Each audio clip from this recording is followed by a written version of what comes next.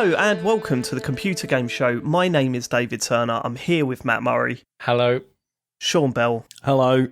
And returning, James Farley. Hello. We're back again. The crew is back again. It's good, isn't it? Yeah. We're back for the big one, the Honestly, biggest show of the year. Why is everyone... Where's the energy gone? Where's the energy gone? It's been a long couple of days, hasn't it? It's been a lot of things happening.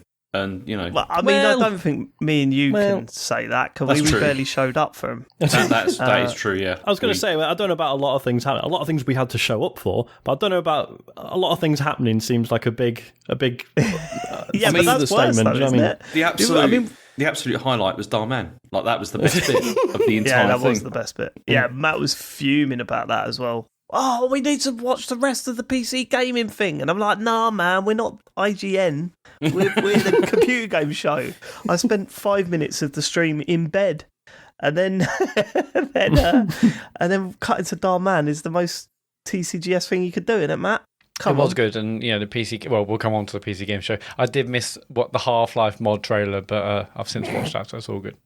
I will say that I am not regretting cancelling our E3 shows this year. There's a slight sort of relaxation that I had. You know, I was like freaking out about it, and maybe we shouldn't have done it. Maybe we should have gone ahead with our E3 show. And then after watching the conferences, I thought, oh, thank God we didn't go there. So that's my feeling. Anyway, we should start the show by announcing our Patreon producers this month. They are Aaron Patrick, the QuickBooks chap, Simon Nelson, Jack Oven, Moomin Biscuit, Trans Rights are Human Rights, Dave Ernsberger, Colin Brown, Gazman, Happy Birthday Sam and Neil, Gabsy, Rocketman76, Rex Reese, Happy New Year Sam, Love from Neil, Grey Dragon Claw, Fred Fenge, Smooth Monkey, Happy Mother's Day Sam, Love from Dr. Farley's Sexy Fan, Don Whiskerando, friend of the show, and a new full Nels member.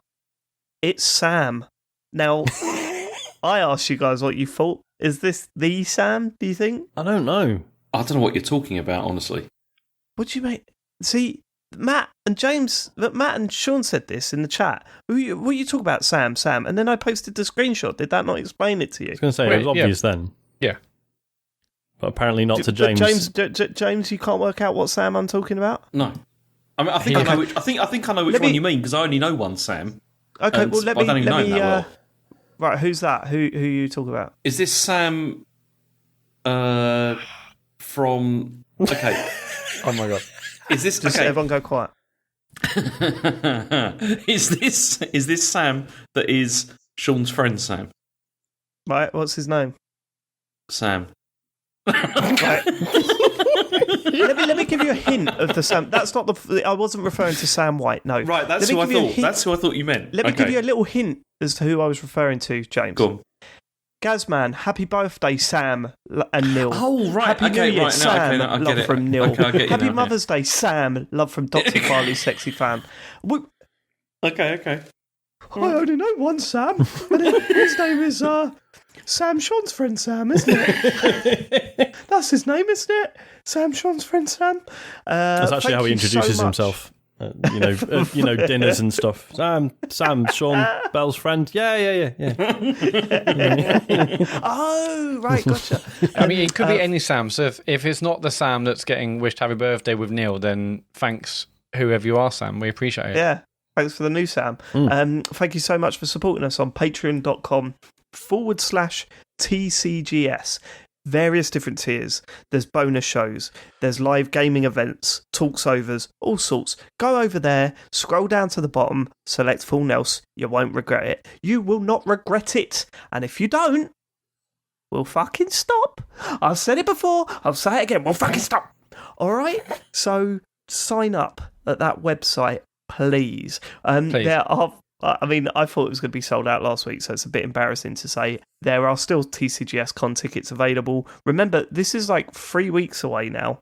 The 2nd of July. Is it 3 weeks or 2 weeks? It's just getting a bit weird, isn't it? Because we are we are over the fucking moon with how many tickets we've sold. But the fact that every week we're just like, last few tickets remaining, it's true. It's technically true, but it sounds like we're really desperate. Like, come on, please buy those last few tickets. It's like, no, we're all right. Isn't there part of you that wants to whack up a sold out sign? I mean, it would be nice. I mean, we could have done that after 100 tickets and just left it there. I know, but we had to fly wanted a little bit more. Too close to the sun, didn't we? Yeah. We all wanted a little bit more paper, didn't we, boys? Greed. That's what that was. Yeah. Now look at us. Yeah, sure. Everyone's getting less time on the battlefield, but as if I'll get an extra £10, fuck them. That's what we all said in a WhatsApp group. All right. Thank you so much if you've bought a ticket. We look forward to seeing you July 2nd in Sheffield, and we're very much looking forward to that. Matt, Pride merch. On sale all June. What are the details? That's it, really. Yeah, go to tcgs.co/store. We've got a bunch of limited edition Pride flavoured merch, t-shirts, unisex sweatshirts, hoodies, tote bags, all there. All the proceeds go to Mermaids, which is an amazing charity. Only on sale. These are only on sale for another 2 more weeks. So go over there if you want to help raise some money and get some lovely merch as well. mermaidsuk.org.uk if you want to go and see what that charity do. Right. Feedback. James, did you have notes? Not really. I mean, you can't have a go at me for this time, because last time you were off, you had nothing either. Yeah, it's because my mother-in-law died. Why were you off this week? Fucking. Oh, he went straight there. Is that sure that I can hear kill it dying in the background there? Yeah, sorry. God, James, God, sorry. Tell me, did you have a go at me for not bringing notes last time? Go on. Yeah, okay. Well, because what I love about this is James is dying to say that actually he's also had quite a difficult week at work, but it doesn't quite stack up the same as. Exactly. I can't say anything to that. There is literally nothing you can say to that. No. You've heard less about my situation than you have James complaining about work, Sean. I don't know if you've noticed the percentage of complaining is quite, skewed one way. I complained twice about work, I think, over that time. Do that twice. You'd be banned from driving. So you got nothing to say about last week's show? I mean, I did enjoy it. I thought it was good. There was the Sonic stuff, which I just, I was going to get annoyed about it, but what's the point? Because it's like... What's there to get annoyed about with the Sonic stuff? Well, it's not really anything to get annoyed about. I mean, I just think it looks rubbish. And I was not impressed at all. Yeah, but you will never like anything that they show off for a Sonic game. That's not true. That's absolutely not true. Disagree. I think that is really true. No, it's not, because I really liked Sonic Mania when they showed off. Yeah, everyone says that, but this is a 3D Sonic game, right? Yeah. This is what I'm talking about. If they'd have shown a normal 3D Sonic game, everyone would have rolled their eyes. At least they're trying something different. That was my point. Yeah, so that Unity assets with Sonic stuck in it. It looks awfully. Okay, It looks awfully. Looking awfully is the episode title. Looks awfully good. No, it's not. Secondly, that's been sorted out. There's nothing redeeming about it, James, at all? I didn't think so. I mean, I didn't think it looked good at all. So I don't know. We'll see. I mean, almost inevitably, I think it's going to be rubbish. It's just the way that Sonic interacted with the environment looked. It looked like one of those ones I played in Dreams. Like, it really did. It didn't look great. It didn't. It did. No, it didn't. It did. James, I assume you haven't read any of the previews. A bunch came out in the last couple of days. I haven't read them, but I saw they were quite positive headlines saying actually plays they always better. Say that. They always say that. I mean, James is right in this instance. This is as I said last week. I thought it looks really good, but I know that it's going to be rubbish. Right, that was my view. And I mean, it is the Sonic cycle, isn't it? I hope it breaks it. Even in the preview cycle, are they often positive as well? Yes. They always use the words "return to form" and then all those sorts of stuff. And it's like, they always say that stuff. It's never good though. But there is no form to return to. No, they're just referring to Sonic 1 and Sonic 2, but then they forget about all the 3D ones. The Game Boy one was all right. Yeah, the Game Boy Advance ones were pretty good. Like Sonic Rush. No, I mean the Game Gear, sorry. Yeah. Game Boy? That's Bloody what I was hell. thinking. David Turner. Well, you were thinking that. It didn't say anything, did you? Well, no, Game Gear and Master System ones were great. They were really good. Yeah, he said Game Boy. Oh, for fuck's sake, let's move on. Okay, so that's it for your notes. Yeah, I've got enough. That's brilliant. He bottled talking about the layout thing. What layout he was thing? Calling me. He got absolutely slapped down on Twitter last week. What layout thing? About the button layout on the controllers, where you were going, "Oh, David's a fanboy," and I absolutely ruined you on Twitter. I knew you weren't going to bring that up. You didn't have the balls to bring it up on the podcast. How did you ruin me? On. Explain. Have a little read of that conversation. Have a little read of that conversation. For those who didn't see it, could you explain the conversation? James. Well, no, David, you can explain it, seeing as you ruined me. Okay, you accused me of being a fanboy for liking the layout of the Xbox controller, but I pointed out that loads of other companies use that layout. It's got nothing to do with it just specifically being the Xbox controller. And then you just sort of went quiet. Despite the fact that you said, just make it like Xbox. It just needs to be like Xbox. Make it like Xbox. That's that layout. The one that Xbox uses, make it like that. Yeah, definitely. Because you're more comfortable with that, with that layout. I mean, I don't know what you mean by more companies use it. Which other ones use it right now? Well, Sega used it. Which other companies use it right now, David? Like, okay, which other company uses the Nintendo one? So you've got to pick one of the two, haven't you? If you want to standardise, this is the whole point. Right? No, I don't want to standardise. I quite like them all being different. I don't see what the problem is. You like them being different. You like the button layouts being different. Why? What are the advantages of that? Because games are designed in different ways for different systems and everything. I don't see why this is difficult to understand. James, it's the same amount of buttons on both controllers. Yeah, but then why does it all have to be the same on every single one? If you don't know what we're talking about, if you look at the Xbox layout, the A button and the B button and the X button and the Y button are different to where they are on the Nintendo consoles, right? And my point was, let's standardise them. Okay, that was my point. But then my point is, why do we have to standardise them around the Xbox? Well, because the Xbox that's the one you like. Because that's the one you like using the most. Because they're labelled left to right, which is the way we read. This is the way letters fall. So why would we have it the other way round? Because it's been the other way round for significantly longer than it has been for the Xbox. I don't think it has, though, James. But it has. Go on. It goes. I mean, going back to the Super NES, and even the NES was done that way. What about the Mega Drive? What about the Mega Drive? That was after the NES. Right, so we're saying it can only be the first one, even if there was only a couple of years between. I'm saying, if you want to standardise, maybe we should standardise around the longest running one that people have been using. We didn't standardise back then. We want to standardise now. That's my point, isn't it? And also around the ones which are used by the most number of people, if we're going to do that, which is the Nintendo stuff. But James, I just I don't want to standardise. But if you want to go ahead with the standardisation, why would you not want to standardise? That's the bit that I don't get about the argument. I don't understand why you have to standardise. Why would you have to? Because it makes it easier from switching from one game to the next. I don't think it matters. I really don't think it matters. Like if I pick up any opinion there, Sean or Matt? Anyone want to jump in on this? Or no, I'm all right. Thanks. No, I'm quite enjoying this actually. No, go on, Sean. Would you prefer it to be standardised or not? I don't care. I'm not bothered. Exactly. No one cares apart from you, David, because you're a massive fanboy. I'm wrong. How has it got to do with fanboyism? That's the point. Surely you're the fanboy. What? No, Nintendo should do it their way. Hang on.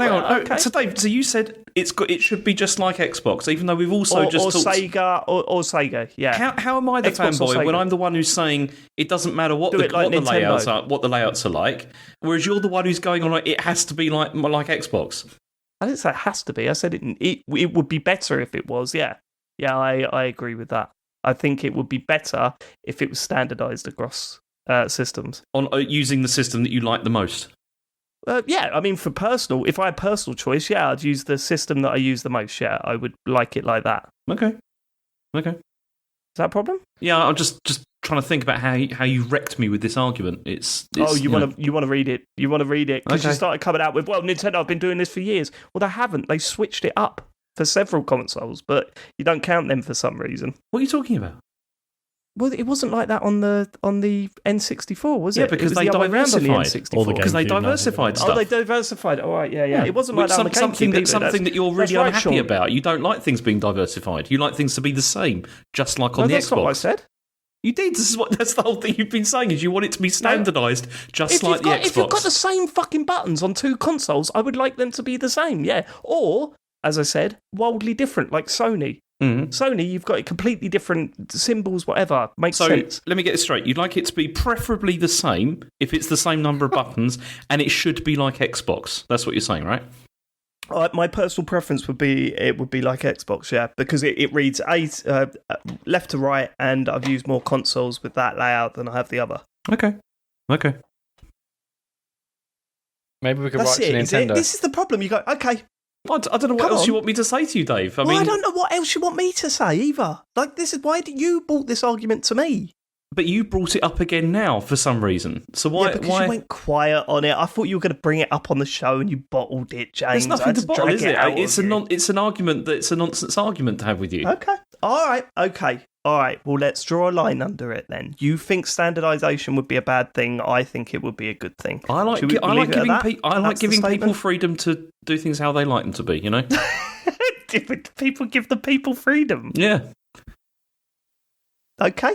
Right. Okay. Should we I've get some got to feedback say, from? absolutely did not ruin James there. Nowhere near. Okay. Well, you went very quiet, Matt, and it's a shame. You should step up a little bit and get involved with arguments rather than sit back. Well, I thought I was listening should to we you get to- ruin James. Right. Okay. Let's get some feedback. Yes, feedback from Harry. Re-merch. Can you do a kid's t-shirt that says, Mummy says Daddy can't listen to the podcast in the car anymore because Sean has a potty mouth? For context, my phone synced to the car stereo and autoplay the podcast that I was just listening to by myself, just as Sean was emphasising a point in the way he does sometimes. What followed was my wife lecturing for 10 minutes me the fact that it wasn't appropriate for our 3-year-old while I tried not to giggle. My own fault, never changed, Sean. Love the show. I thought I was steadily improving on that front, but I guess not.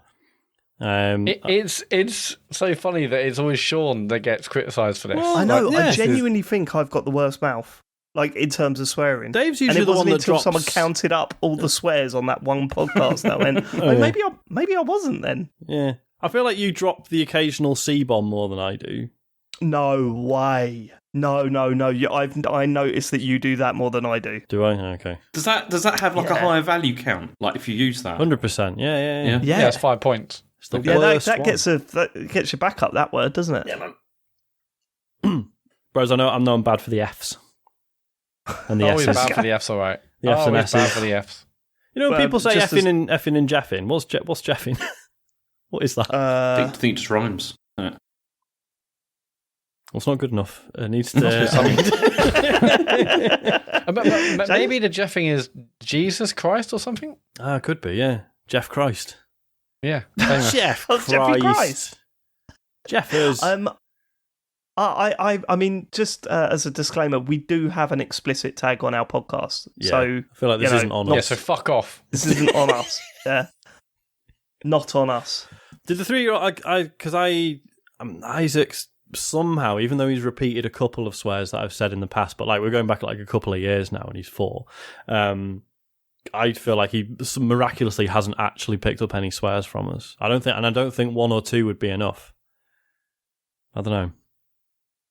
Yeah, like they've taken so much at that age, and Yeah. even now, like when we have like music on the car, we might have to suddenly grab, turn the volume down, and Oh, do you do that? well, yes, we yeah, do it for some, and others we don't. I had this conversation with the Noo the swears other day. happen so fast that like I don't think she would hear. You're but listening to Eminem in the car. full blast.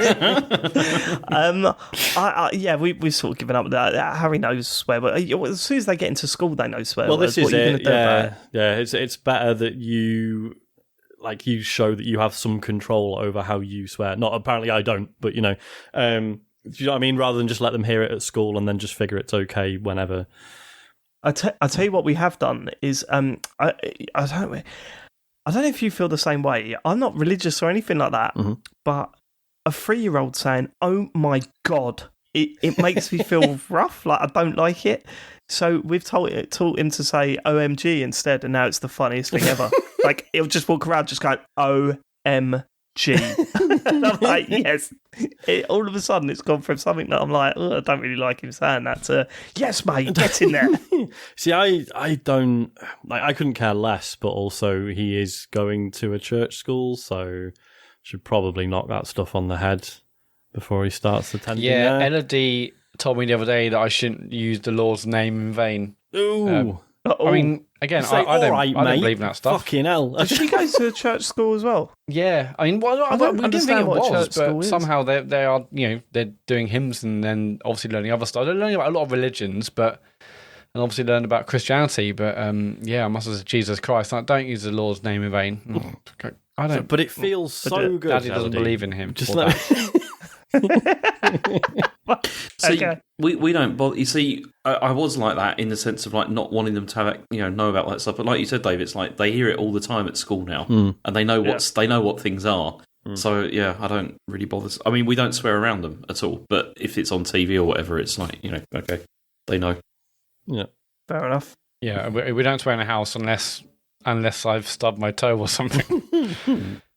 Although they have heard me swearing when I've been streaming before. I was going to say, that's inevitable, surely. Yeah, that wasn't good. Yeah, Daddy, what were those words you said? Yeah, in fact, I should have said that. I think he said to me, "Why did you say bollocks the other night?" Like really? Oh yeah. Harry told Joe that I called someone a knobhead in the car the other day. But that's not real swearing. That's silly stuff, isn't it? Get away with that. Knobhead's funny. Annie Air Fryer. Hey guys, just want to suggest that Matt checks out The Ascent. Should give him all the rainy, ray-traced neon reflections that he desires. The world is gorgeous, and I had a lot of fun just wandering around the different districts. The story and gameplay isn't perfect, but it's definitely worth a shot as it's on Game Pass. Thanks for being natural. From Annie Air Fryer. Great catchphrase.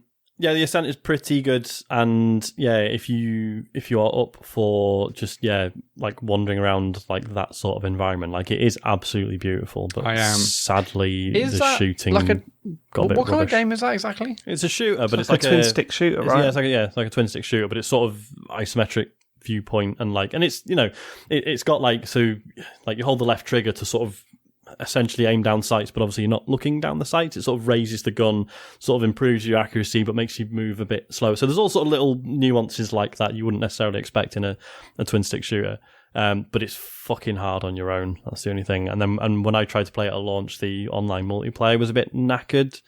Probably worth revisiting now though. Yeah, it's been out a fair while now, so it should have loads of updates. Yeah, I might. I mean, I'm definitely interested in being in that sort of environment, so maybe I will. That is it for feedback. Go to tcgs.co/dear TCGS to leave your feedback or question or do whatever you want. You know what I mean? James, let's get to the news. We got news. I mean, it's not really news because it's really. I thought we could just look back at the things we've watched, and we've got. Do we have to? Yeah, I mean, we kind of do, but we're not. I'm not going to go through a list of everything that was announced because I mean most of these were pretty bad, weren't they? Like I think they weren't great. Like if I look at the conferences that we watched, I think maybe 2 of them were probably good.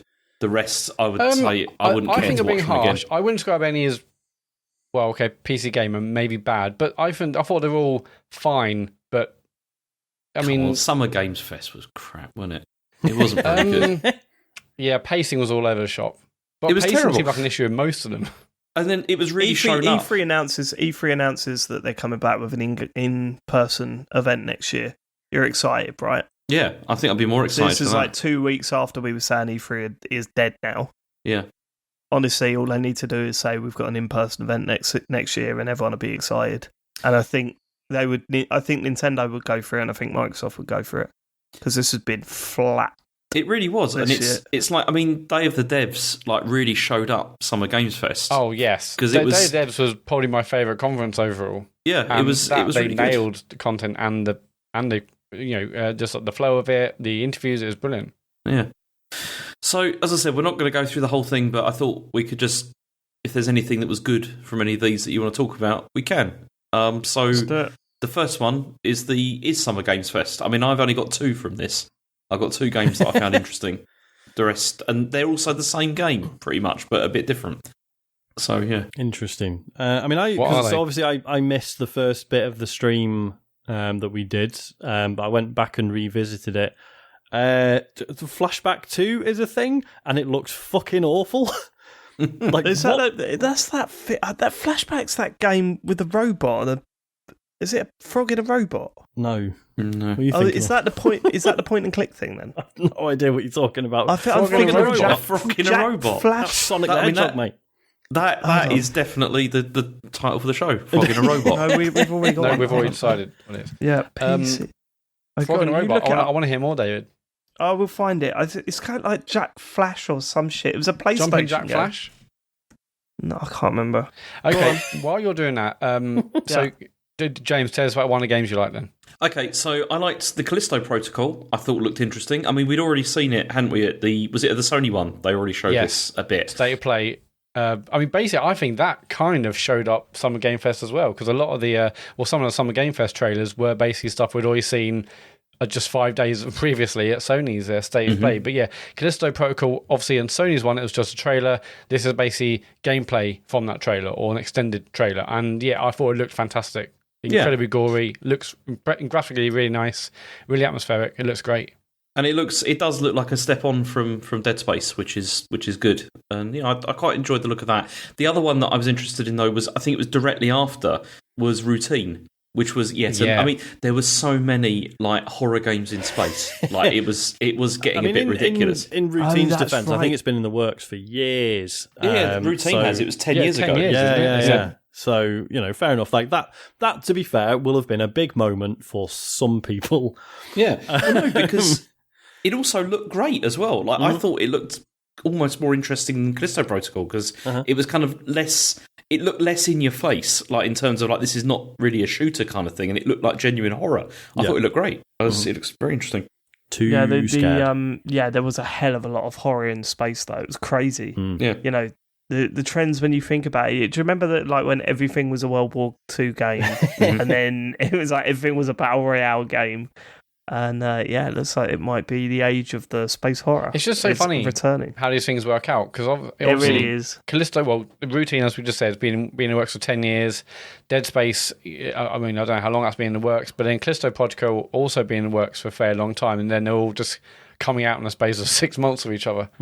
It's funny how things work out. But no, I thought Routine looked really good. It's you can tell it's Unreal Engine 5. It looked really atmospheric, and just in terms of the lighting alone, and then the fact it's kind of like what looks like killer robots rather than other kind of beasts in like Dead Space. I thought that looked really interesting. Yeah, I really like the look of that, and So those are the only two games that really interested me, I'd say, from Summer Games Fest. For the record, Jumping Flash was the game that I was thinking of. It's not a rabbit, is it? It's a rabbit, not a frog. I don't know. I mean, frogs do jump, anyway. So I can see they do. Why... So it could have been any. Yeah, could have been kangaroo. Could have been in a robot. Yep, could have been a flea. Rabbit. Could have been a flea. Okay, cool. So that was that.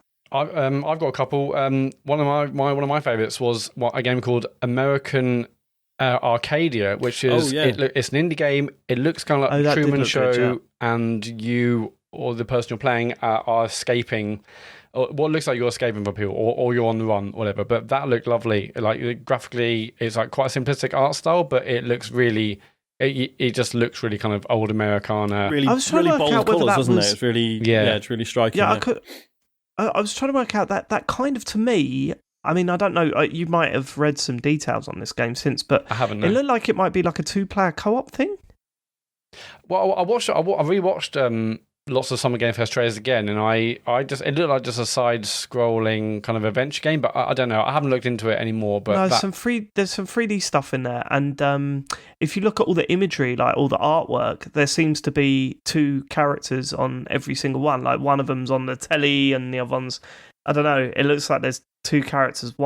It reminded me a lot of that one that we played, James. Do you know what I mean? Where one of you's in one area and the other's in the other. Operation Tango. Yeah, because Operation Tango. Yeah. Because I think some people in the chat were saying like, is this like co-op or whatever? Because that would be brilliant. Like it would be. I think it is. I think that's what it's going to turn out to be. I mean, you just got to look at the sort of artwork around it, and there was 2 different styles of game within that trailer.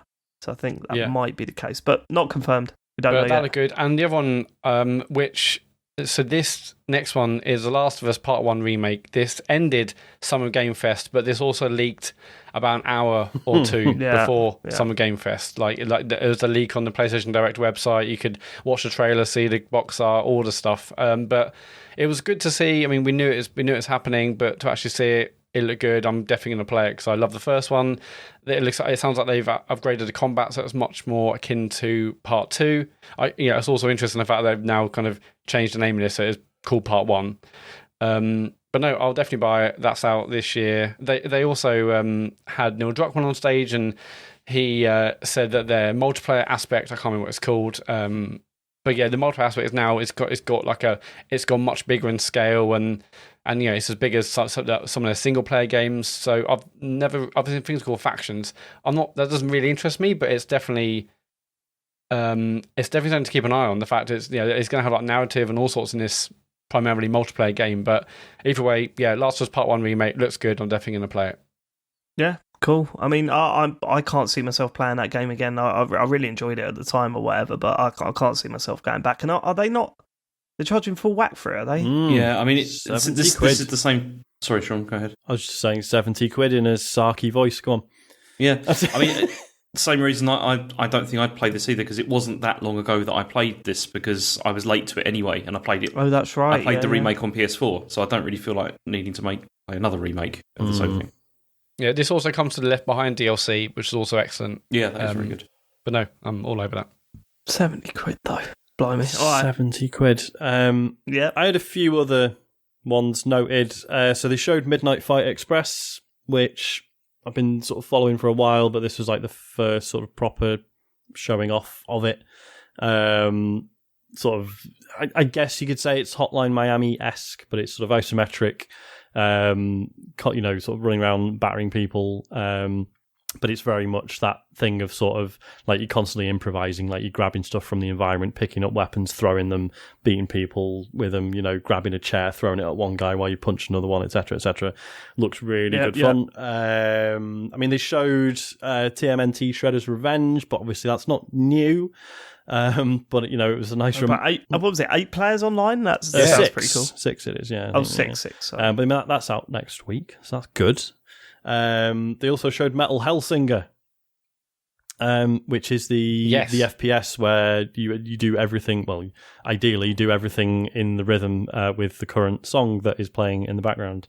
And that's right. So there's a demo of this on Steam. I'll just say now, like I've played demos of some of these, but I'm not going to shove them all into what you've been playing because I'll be here all day. I might save some of them for next week or whatever. But yeah, really, really enjoyed the demo of this. It's proper good fun. I thought because it looks like Doom, right? Looks like modern Doom. It really does look like Doom, especially the way the enemies flash before you hit them and all that. It looks... Yeah. And I was kind of like, is this not just going to feel like Doom, except I'm not able to just do things whenever I want? Do you know what I mean? Like I've got to try and make sure I'm in time throughout with the music, but it's really good.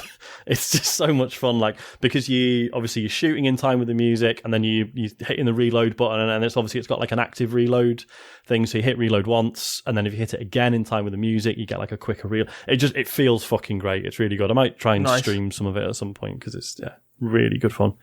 Cool. I mean, they also showed Dark Tide again, but that's not. I'm excited about it, but it's not new. Wasn't a reveal. It was just Dark Tide's coming out. I already know I'm excited about it. So what kind of game is that again, Sean? So that's this is the Warhammer 40k version of Vermintide, which was Vermintide being a sort of Warhammer does Left 4 Dead basically. So this is obviously that was a fantasy one. This is a futuristic grim sci-fi one, which as we've said we've seen a lot of, but Warhammer 40k, so I'll let it go.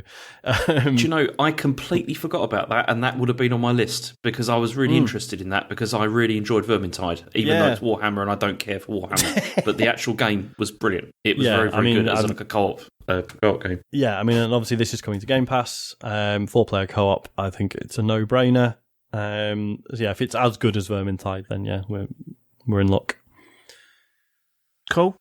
And that was pretty much Summer Game Fest. That's kind of it, isn't it? Well, yeah. Yeah. I mean, he put the warnings out beforehand, didn't he? Yeah. Saying, look, just chill. But we didn't know we had to chill that much. But I think as others have said, I think even we said, he absolutely had to put it on. He couldn't, he's trying to get his thing off the ground. There's no way he could say, I'm going to take a year off because the games aren't there. Yeah. He had to do it regardless, I think. Especially now E3's coming back. But how long was it? I don't remember. About an hour 30, hour 40. Yeah, it was because I just remember it being quite long and just thinking this could have been about an hour and it would be fine. Yeah. I mean, he felt like he probably felt like he had to do it, but he could have also had it shorter, and that would have been better. Standard Jeff Keighley, though, isn't it? He seems to do that in everything that he does. There was also that really weird bit with, was it The Rock that they had?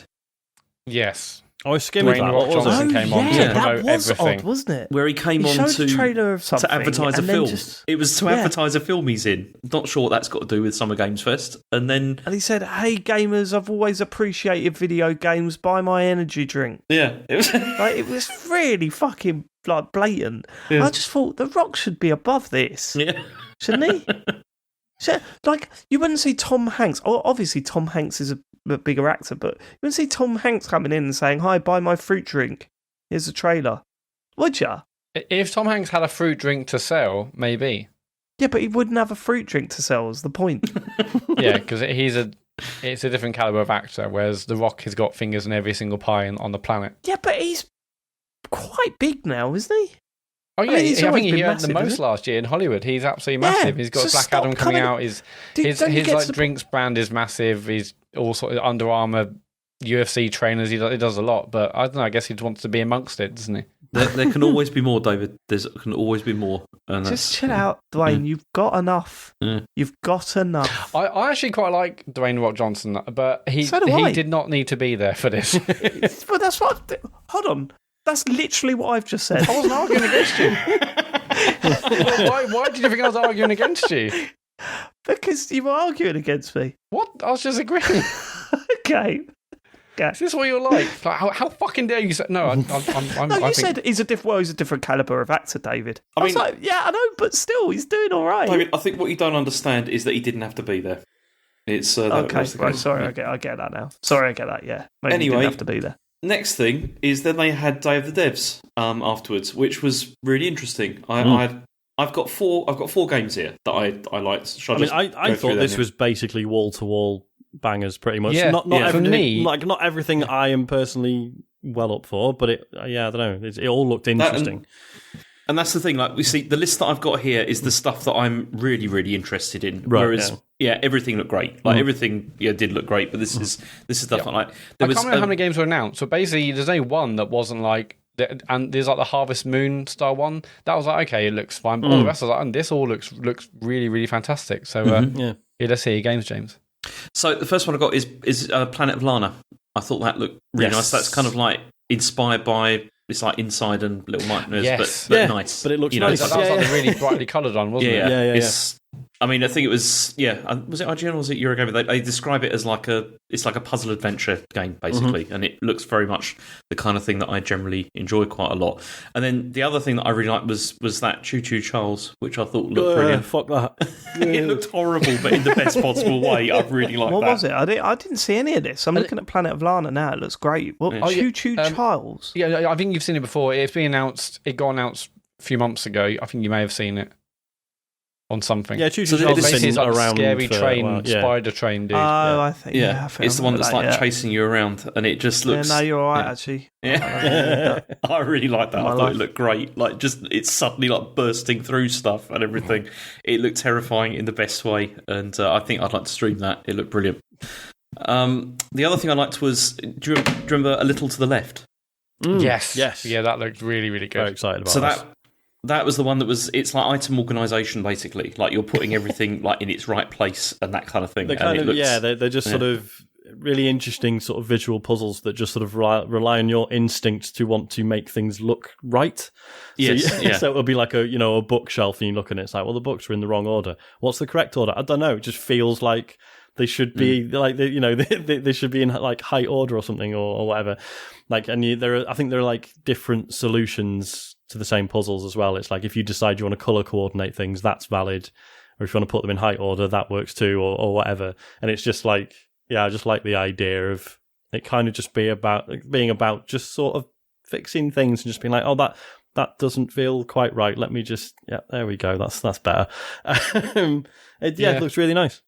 And The game looked great, but that for me was like the perfect example of what Day of the Devs, why it was so good. So like, the format was basically there was a small intro by someone from Double Fine, and they would say, "Hey, this next game is done by this couple, and they do this," and that was like that whole intro. There was like 30 seconds. Then there'll be kind of like shots of the developers. They might tell a bit of story about why they're doing it or what the game's about, and that'll be interspliced with gameplay. And this one particular one, for a little to the left, is like I think they were husband and wife, or I think so, yeah. Like, and then they live in this yeah. like gorgeous little house. They got a little cat, and they mentioned how like the cat kind of inspired little bits. So there's like what you can in this game, once you've tidied things up or putting things in the right place, like a cat paw might appear and start messing things up. Stuff, and all the stories, like all these developers were talking about, were so.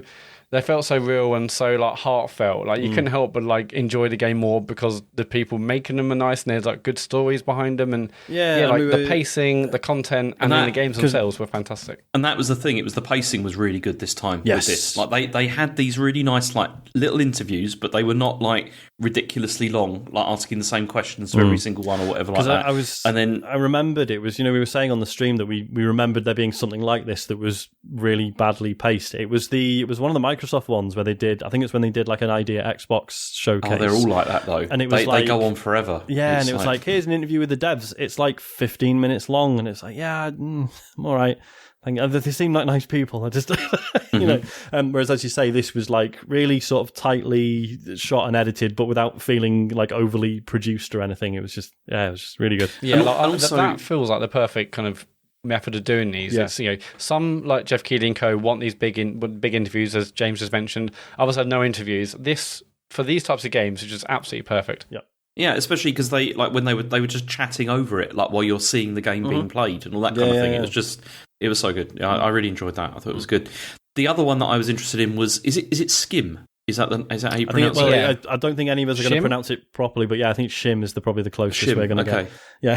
So this is the one where you're like, it's sort of like blob, and it can only move like across shadows. So it's got like this sort of like isometric style map. But then it also, you can like rotate it, and it's kind of like a platformer, I'd say, to a degree, because you're sort of like jumping from shadow to shadow to try and get to different locations. And I thought this looked great. It looked really really fun. Because the use of colours was great. Yeah, or lack of. Like it's sort of it's really nicely monotone, but sort of each level has its own sort of colour palette. And it also looked quite forgiving as well, because it was like, if you fell into the part that was not shadow, you didn't like instantly have to restart and all that kind of thing. It was just like, you can like jump back in. Yeah, it was like a little bit for that. Lenient. Yeah, it seems like a puzzle platformer kind of thing. Yeah, I love this because it's one of those, when someone makes a game about something that you've kind of done in your head your entire life. Yeah. Like if I've been bored, like especially as a kid or whatever, like. Yeah, like I would imagine like a little character like think, and just think, oh yeah, what if you could only jump between the shadows and you could only land on the shadows, and just just trying to occupy my brain when I was bored as a kid or whatever, and then 30 years on, it's like, oh, someone's made the game of that. Wicked. Absolutely. So really. Are you going to take legal action? To be fair, I did write it down on a piece of paper on the back of my maths book. Yeah. So, he wrote it down, put it in an envelope, and posted it to himself. Posted it to Nintendo. Yeah. And now look. Is that all you had, James, or was there any more? They're the ones that I was most excited by from seeing. But as I said, I liked a lot of the stuff I saw there. Yeah. I really liked Time Flies, which is the one they started with, which again, visually like super basic, like monotone. But it's just this game where you play as a fly, and you, depending on which country you're playing the game in, like whatever the life expectancy, like the average life expectancy is in years for wherever it is you live, that's how long your fly lives in seconds. So, and you're just in this like living room, and there's just like a series. It was a little bit Untitled Goose Game, wasn't it? In that there's like a series of like objectives to tick off. Well, it was basically like a bucket list, wasn't it? Yeah. But they're sort of slightly obscure. And it just looked really, I don't know, just really charming and quite funny. And I'm excited to play it.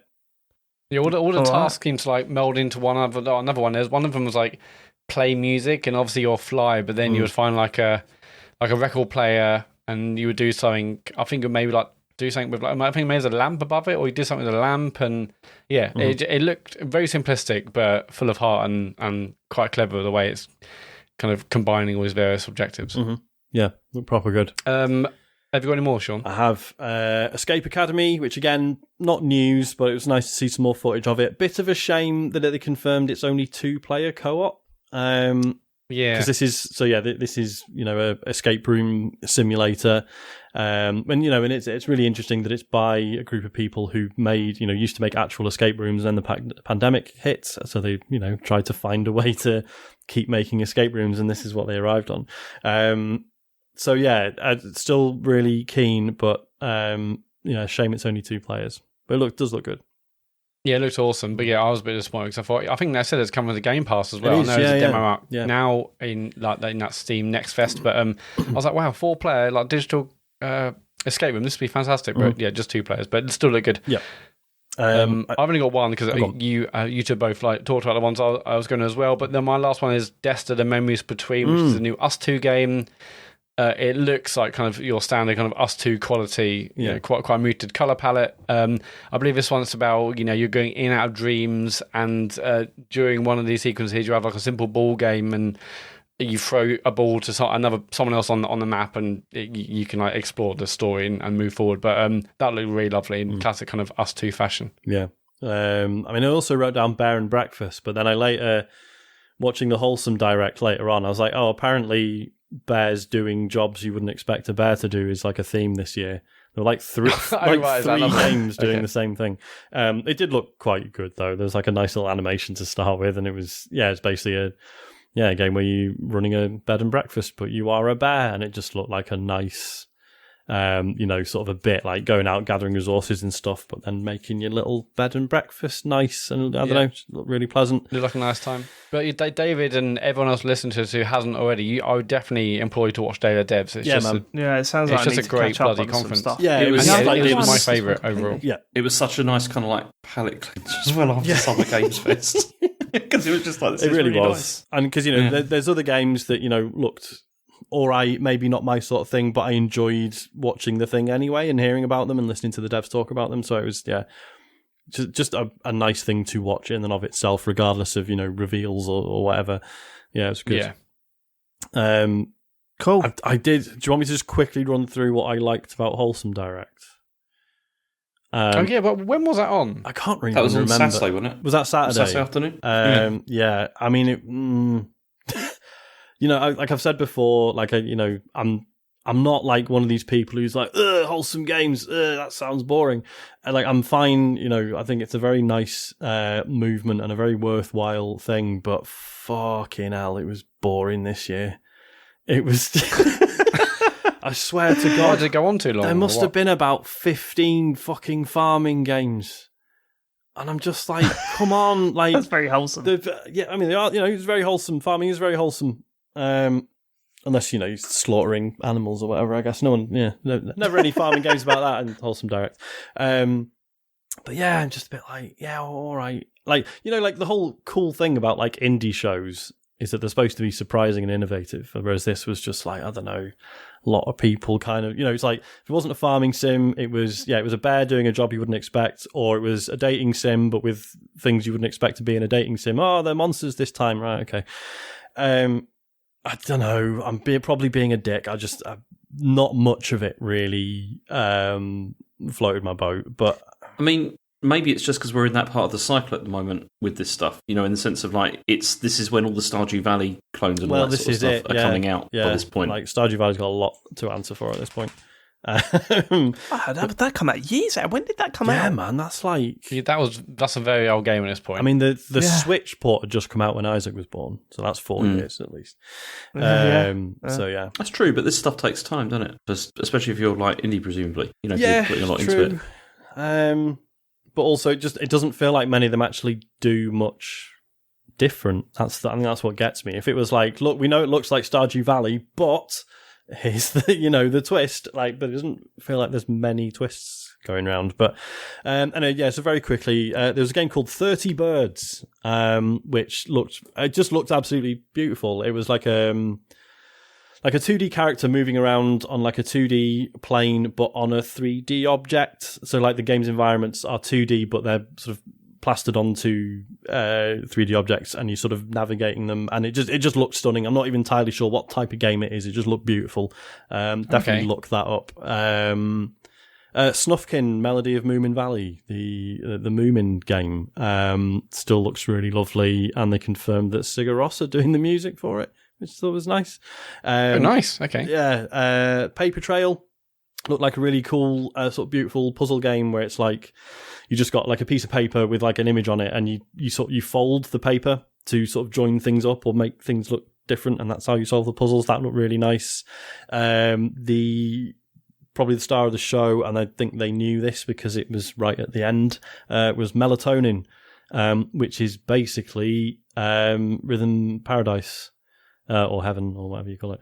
Like it's just an indie team like taking that mold basically and doing their own thing with it. I played the demo today. It's really good fun.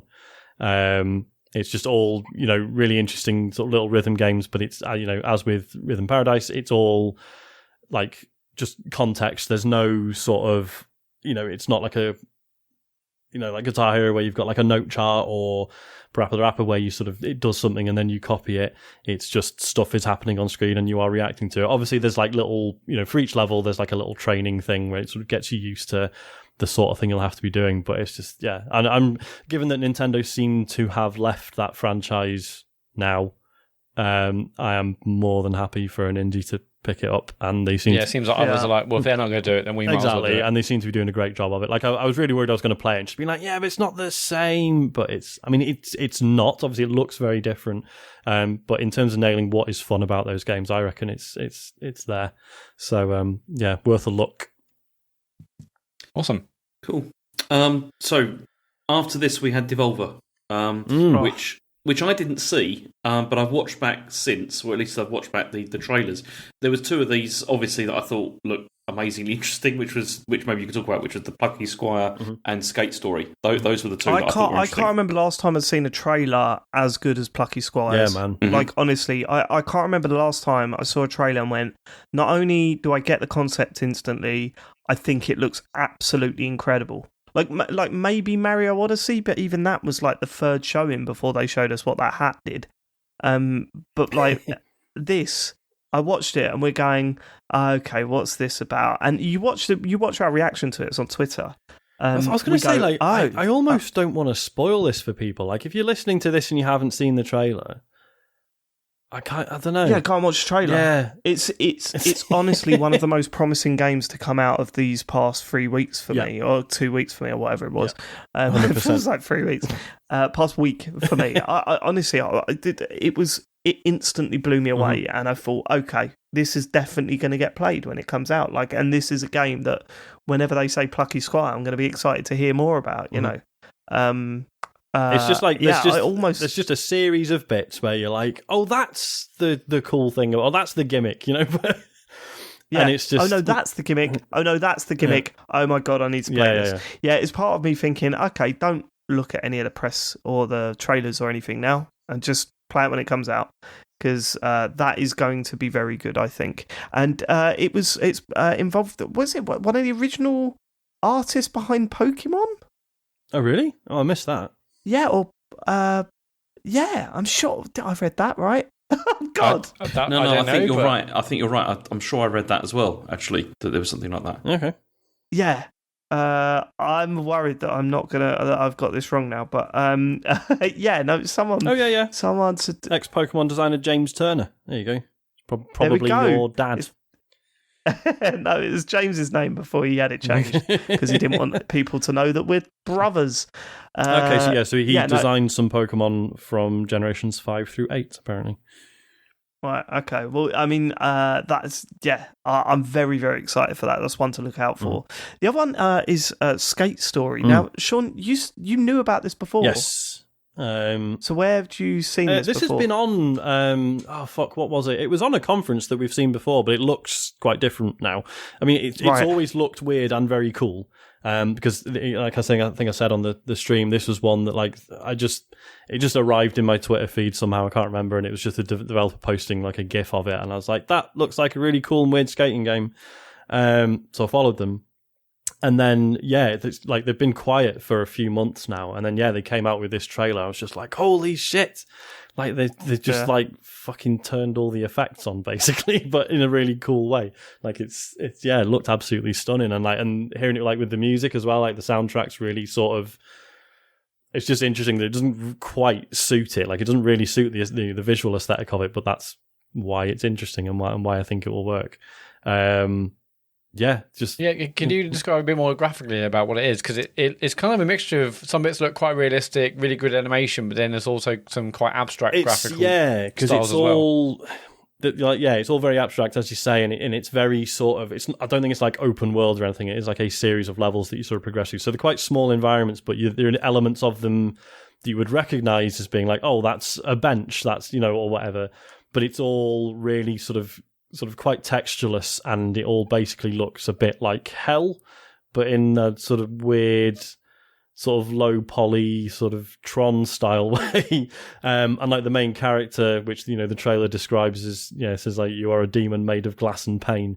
Which basically just like looks like a guy made out of glass with like a really long scarf that sort of trails behind him as he's skating. It just looks beautiful. Like it really did, it really does. The music was fantastic as well. I mean, we've listened to that. Like Charlie wants to listen to that song all the time after watching that trailer. We've listened to that music a lot. Very excited. The Devolver conference was weird, wasn't it? It was only 23 minutes. So it was like, went really quick. It felt super quick. I mean, I think they showed 3 or 4 trailers, but then 4 games having them two right at the end, one after the other, I was like, okay, it's like a really great, amazing double punch. The rest of the conference was nothing like as good as the previous Devolver ones, which I've loved. Yeah, I mean, I thought last year's was pretty good. Obviously, as you know, I've never been a huge fan of the sense of humor and stuff. Didn't grab me this year either. And I mean, it was just weird, wasn't it? It was, Suda 51's a robot. Okay, that's a funny concept. And then he was in it for the whole thing as a robot. And it was like, all right. But there you go, whatever. It's what they do, isn't it? I mean, they also showed Cult of the Lamb. It still looks great. That's the one where it's sort of like Animal Crossing if you also had to do dungeon crawling, which I'm excited about. There's a demo of that on Steam, which I need to play. Yeah. And they also showed Angerfoot, which looked like a sort of... I had that written down, Yeah, that looked like a really sort of fast-paced sort of boomer shooter with lots of kicking, hence the name. That looked really good. From the devs behind Gorn. That's as well, right, yeah. Keen. Yeah. But yeah, Devolver was short, but it was just weird. But them 2 trailers at the end totally saved it. Cool. What was after Devolver? Okay, so then after Devolver, we had the big one that it was going to be, which was the Xbox and Bethesda game showcase. Yeah. I mean, I've got quite a few on this that I thought that I was interested in. But then there's a lot of stuff that, quite a few of these we knew about already. So, I mean, I think it was it. It was pretty much there wasn't any surprises, really, was there? I mean... no. I think there was at least 2 or 3. I mean, the main surprise for me was obviously the appearance...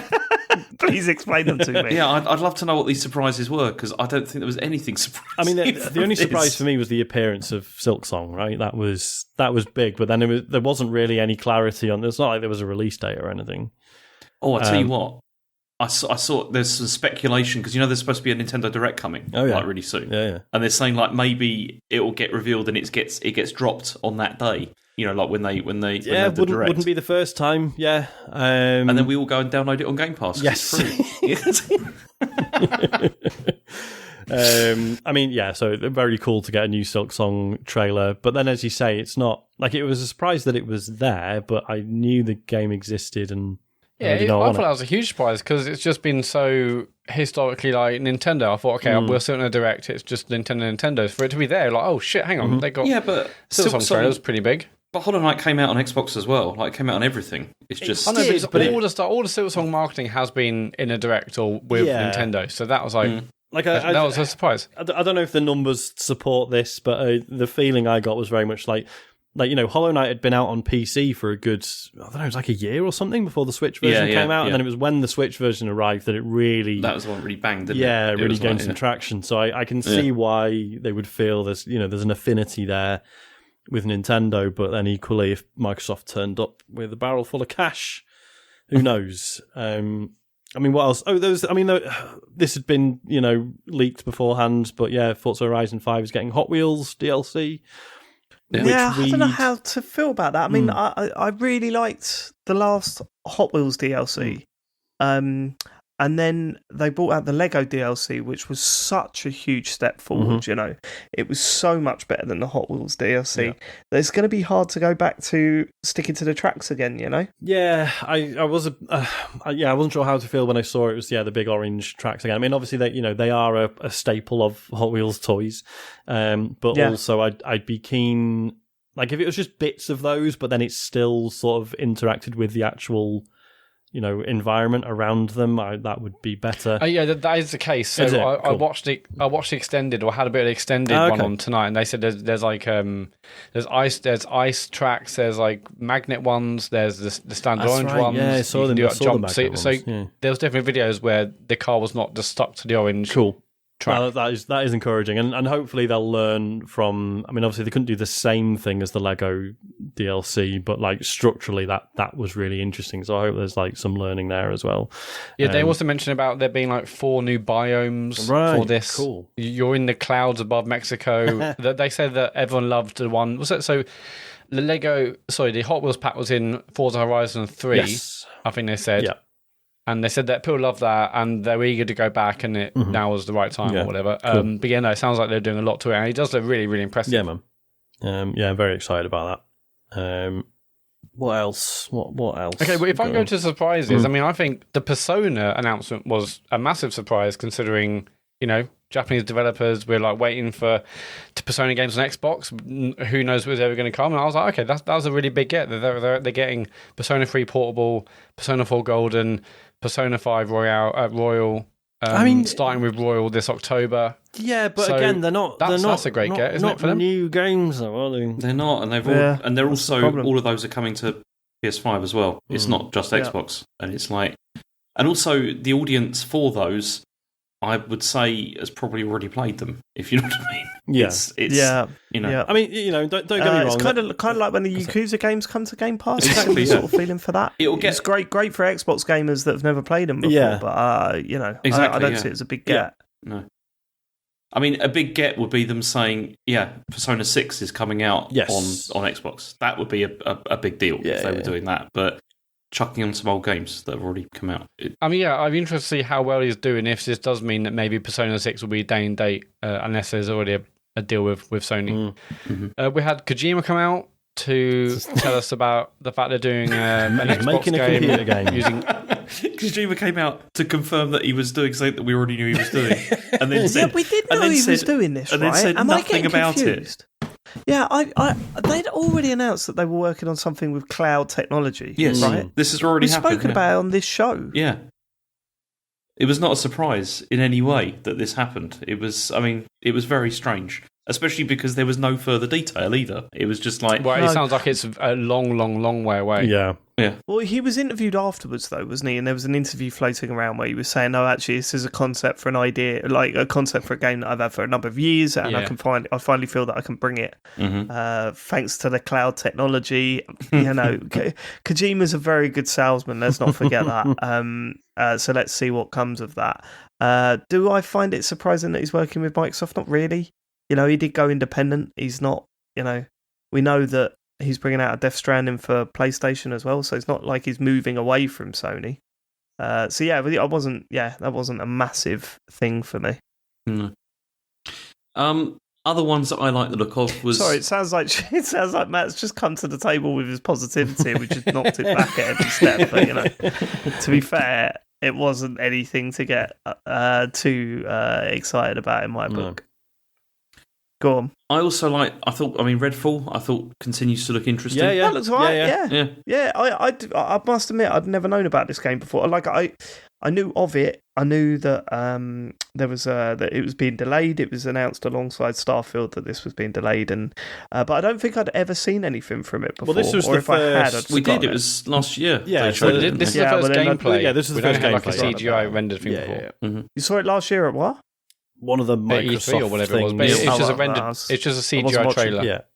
But yeah, no, I mean, what they showed off, it looked pretty cool, right? It felt very Deathloopy to me. Yeah, same I mean, devs, it's very arcane, wasn't it? Yeah. Okay. Then also, I thought that looked excellent. I also looked Scorn as well. I know no one likes that game, but I like it. I like the look of it. It looks horrible in the best possible way. Yeah, no, thank you. Yeah.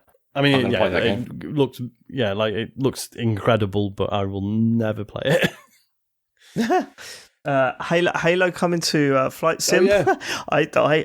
Have you tried this I haven't yet, Sean? yet, no. I mean, you load it up and you go, oh yeah, look, it's There it is. the Halo thing Yeah. in Flight. So, okay, let's turn it on. It's amazing the way it moves. Like that looks pretty cool, but that lasts about 5 seconds before you're like, okay, I'm done.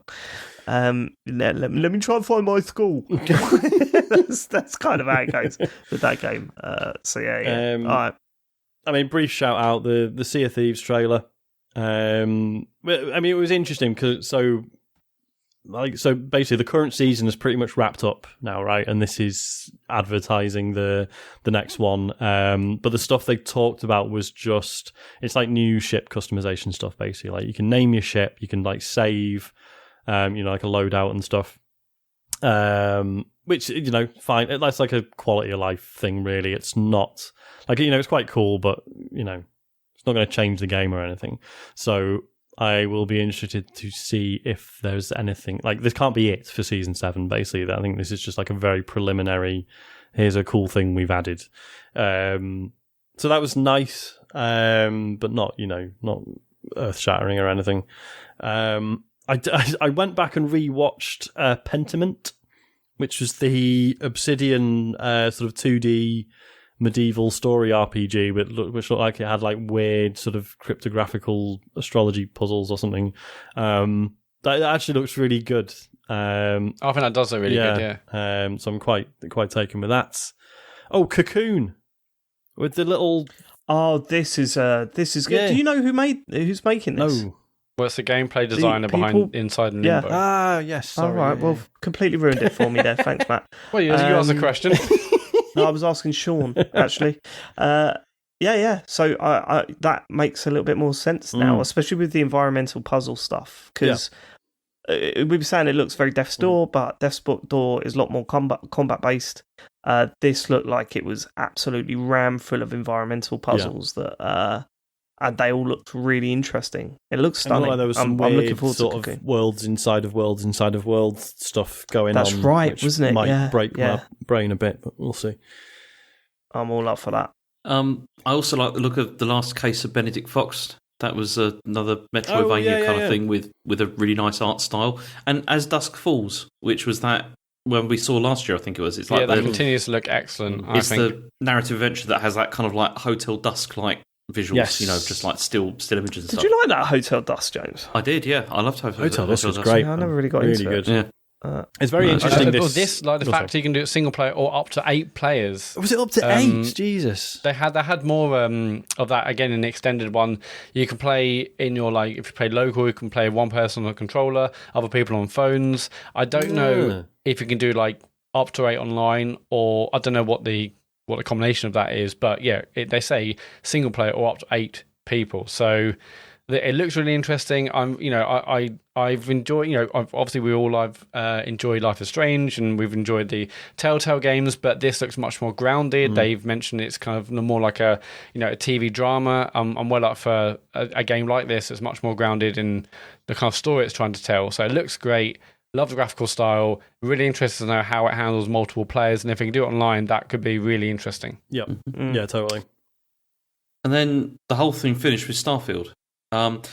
Now, there has actually a rival outlet has just posted an interview with Todd Howard, which has some more details. I think quite. Yeah, I think if they've posted an interview with Todd Howard, then it's probably not a rival outlet, is it? I was going to say. I thought I'd say it like that because then I was hoping you were going to say which one, and I was going to say IGN. And I was going to say that's sure it's IGN. Yeah. So, do you want to know the stuff from that before we get into this? Should we do the trailer first? Mm-hmm. I thought this got off on the worst foot imaginable. Yeah, like the fact that it was like, nice. Oh look, it's like a bleak, barren planet. Oh, you're scanning minerals. oh, you're shooting that shit was shooting bad, wasn't level it? 2 pirates. Like, come It on. looked ropey. laser- It looked really ropey. Yeah. Like, for the first part did. It's like it and then didn't got better. look great, and also it was just the most Route 1 video game sci-fi stuff, right? Like, it was... I mean, thank God things changed. But initially I was just like, oh, you are fucking joking. Like, is this it? But then to land on a planet there's a 95% grey. Yes. I was like, I mean, I've since rewatched it in 4K. It does look really good. And there is obviously a market improvement. But yeah, I would agree. It's just so bland at the beginning. Like, and I know there's lots of comparison between this and No Man's Sky. But That's then the when thing, we were taking the piss at the beginning with that. When you have a laser taking on materials, like in the same way, it's like a lot of the same UI looks very similar. But, I mean, I do think it's still got some of that, typical, like, all the conversations with people. It's like that's typical Bethesda thing of like, oh, they are right in front of you, looking straight at you, like that. I'm fine with that. I like that. No, see, I think post Cyberpunk, I think that stuff is really dated now. I think that's one of the Cyberpunk. Yeah, God, yeah, Cyberpunk fucking. That's one of the few things that like Cyberpunk did really fucking well. Is that like all those major story conversations? They're like you're free to like look around, and it just feels like having a normal conversation with someone rather than just like they are staring right at you. And also, like the way they react as well, and the way that they move when they're talking and everything. Whereas, in those Bethesda ones, it's always like they stand there right in front of you and just talk. Yep. And it looks a bit odd. I mean, it won't ruin it. It's just I think little things like that might perhaps date it a bit. But like when they got into like the space flight stuff, the fact that you can customize your ship, like well up for that. Well up for that. I mean, you can build you can customize everything, not just how it looks. But it's like you can literally build it from scratch, and well up for that. Good. I mean, they've got the town building stuff in as well. I mean, I never did this in. I mean, it's been it was in Fallout 4 and it wasn't good. Yeah, I mean, they tried it in Skyrim, didn't they? They added it quite late on, and then Fallout 4, and then obviously Fallout 76. They're obviously really keen to develop the tech around this because they keep putting it in their games. But I mean, I wasn't so fussed about the town building stuff, but ship building, yes, please. Yeah, ship building looked great. I don't know about you, but this sort of went in a weird path for me. This whole reveal, like as you say, it didn't start too well, and then they started showing some random stuff, and I was like, okay, but what's the game really? Then they showed some like incredible cityscapes, and I was like, and then they showed you walking around those cities, so I was like, okay, that's amazing. And then they were like, here's a solar system, there's like 8 planets, and I went, oh, it's going to be really dense, like, and that's the idea. And then they were like, oh, there's like 2,000 planets. 1,000 fully explorable planets. 1,000 fully. Why? And I was like, okay, but it's not going to be 1,000 planets. It's going to be, you can go to this dock in each planet. And it was like, no, you can land anywhere on the planet. And I was like, but what's the point? What is going on? Have we learned nothing? They're procedurally generated as well, the galaxy. So that's a worry for me. Well, I'm assuming that there's some more handcrafted stuff in there. It's not all procedurally generated. No, it's not. No. See, that's the thing. Like from this interview, like they've said that there is a lot of like handcrafted, as it were, like aspects to this, alongside these 1,000 fully explorable planets.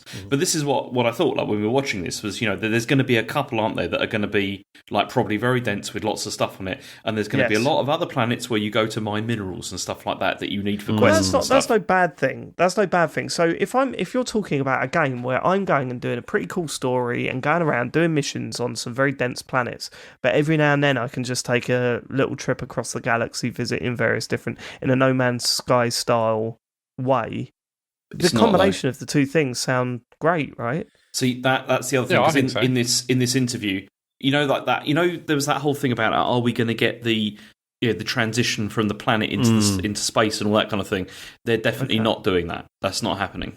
So I'm confused. So then, when he said you could land at any point on the planet, I don't know how that's going to work, because it says Todd Howard has said that Starfield won't allow you to fly seamlessly from space to its explorable planets. Right. They said. So I guess there's and then he said, so you'll select a point and click a button, there'll be a loading screen, or whatever, and then you'll be on the planet. Yeah. Okay. Well, that's not too bad. I mean, if that's just... we should say, like he also mentions. So I mean, the video they showed like some dogfighting in space and stuff.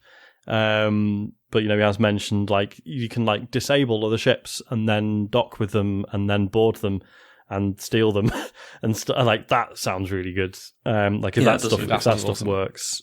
This is the problem with these games, though, and this is the only negativity that I can really take away from this reveal, is that the amount of times we played these games and it's been, here's something that seems pretty wild, and then when the game comes out, you're like, oh, you've overreached, Yeah. didn't you?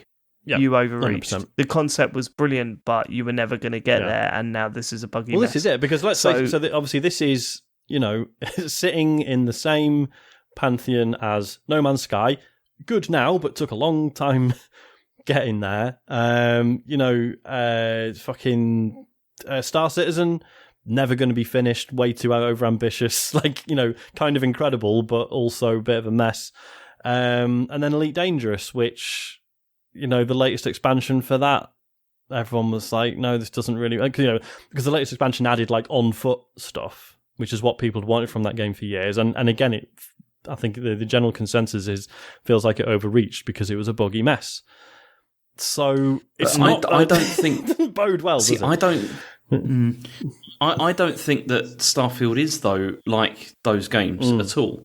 I think it's much more likely it's going to end up being like what was that one that came out from? Was it Obsidian that made it? Yeah, you're talking the Outer Worlds. Yeah, Outer Worlds. Yeah. I think it's going to end up being a lot more like that. Yeah. But because I think there's going to be a much greater focus in this, obviously, on story and on it being an RPG. Because, I mean, No Man's Sky is not an RPG. No. At all. And I don't... I mean, I guess you could say... what was the one you just said? The one that's never going to come out? Oh, Star Citizen. I've forgotten. Yeah, I mean, Star Citizen, that's supposed to be kind of like an RPG, but it's supposed to be everything, isn't it? Yeah. And that's never going to ever happen. But this feels much more like it's going to be an RPG, in the sense that the story's going to be the focus. Yeah. Which is good, But then also, as you said, the bugginess of Bethesda games as well makes you feel a bit worried about how this is going to turn out. Yeah.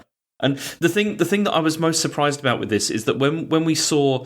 when they did the first reveal for this, I was really up for this, and I'm still very interested because this is precisely the kind of game that I really love.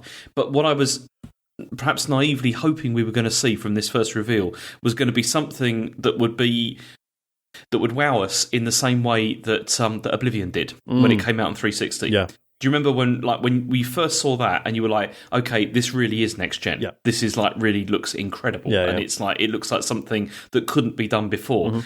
To me, so far, this doesn't look like that. It looks like it's something which is obviously clearly also still very much in development. Well, this is it, yeah. Obviously, it's in one way it sounds very good. That it's like, oh, we've been working on this for 7 years, and it's like, yes, but does that mean there are elements of it that are also going to seem a little bit dated by the time it finally arrives? Do you know what I mean? You can only like the lock picking, unless you're going to start going back and remaking things that you did 7 years ago. Which, they will have to do to an extent. It's a new lockpicking system, isn't it? Well, they've changed it up. Yep. The camera thing in Conversations, for example, they won't have had the resources to have, played Cyberpunk 2 years ago and then gone, oh shit, we should completely rebuild the way Conversations look and that's not going to happen. Yeah. So, yeah, I mean, it does sound like it's a genuine labour of love from Todd Howard, who I know personally, obviously. But... Can you find out where he got his shoes? Because they were very shiny. Jesus, yeah. I mean, they were brand new, weren't they? I don't think they've been worn outside of that building. They were... That always sounds like a great idea until you put them on to go out in, and you go, oh, I should have worn these in a bit. Because everyone goes like, oh, hello, where are you off to, mate? Well, not only that, they just pinched, don't they? Need to loosen up a bit. Do you want to know some other details from this? What's come out? Really. Oh, the interview. Okay. Go on. Yeah. So he's also confirmed that Fallout 5 is coming after Elder Scrolls 6. Oh, good. But Elder Scrolls 6 is in pre-production, he said. So that's still got a long way to go. So I guess where the fuck do you go with Fallout as well now? Jesus Christ. Yeah.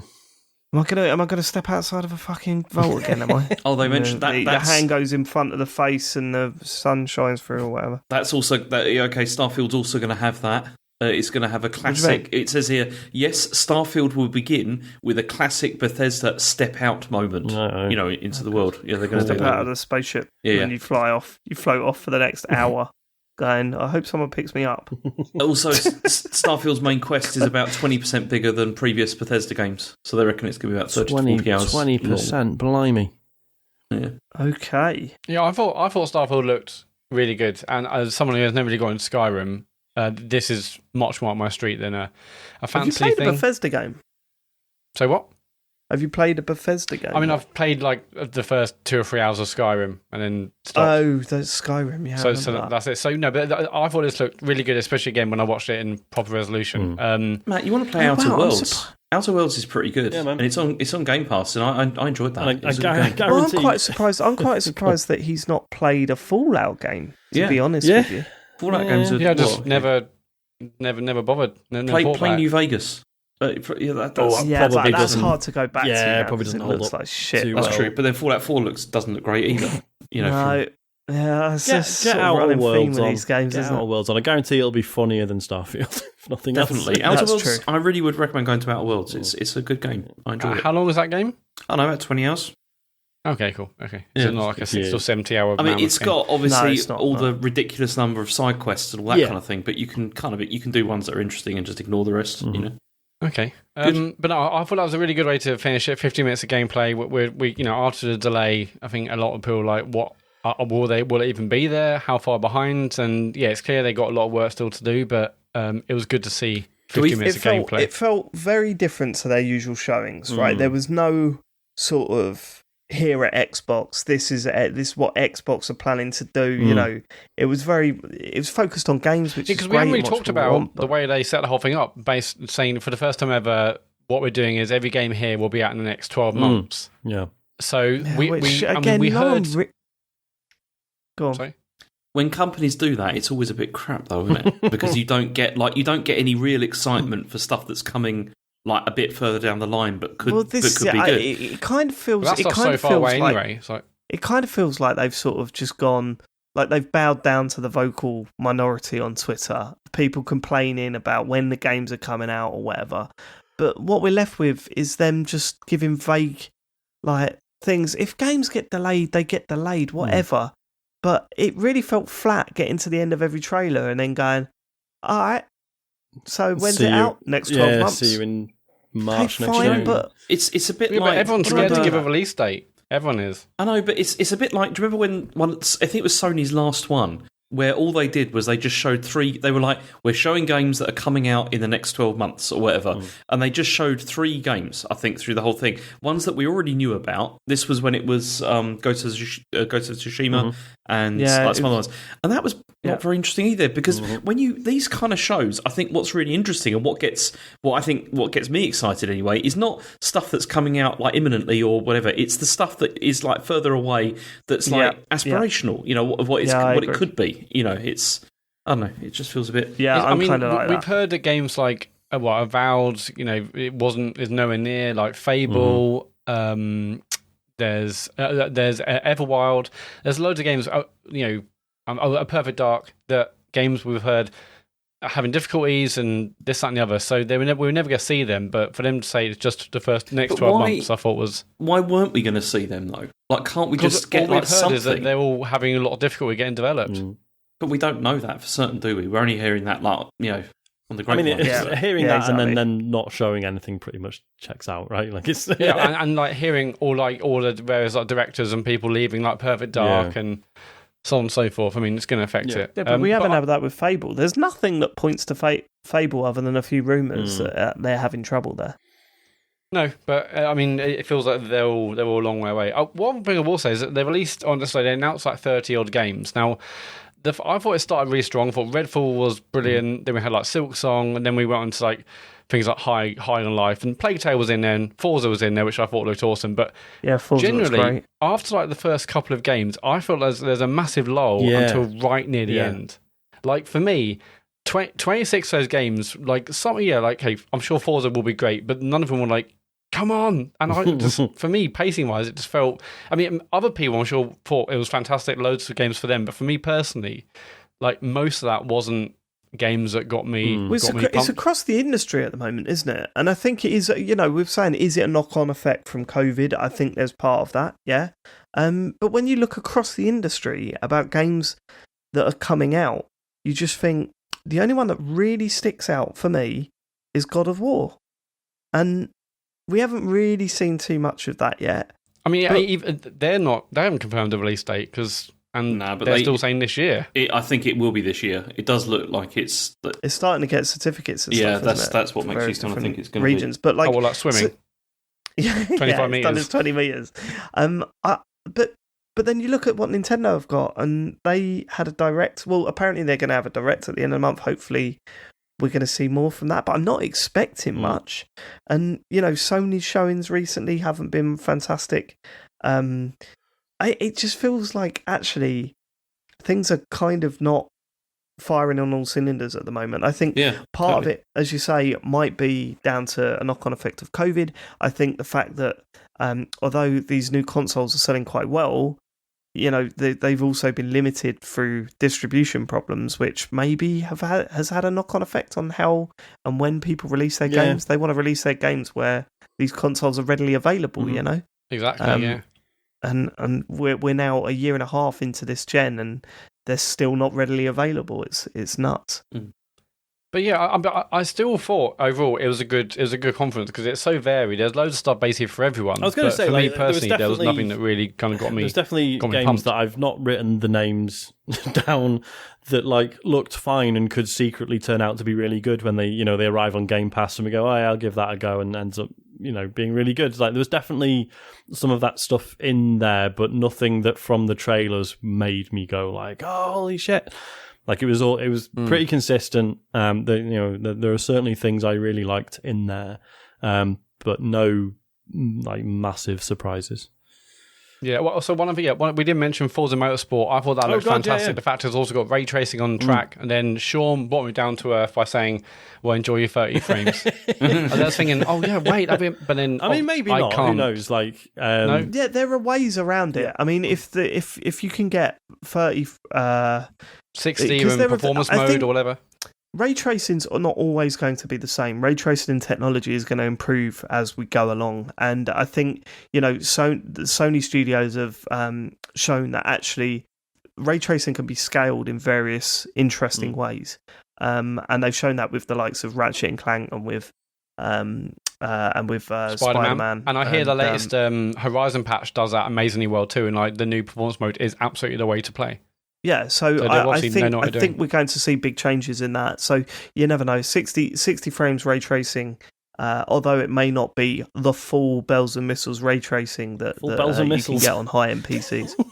Is that it? Bells and whistles. You said bells and missiles.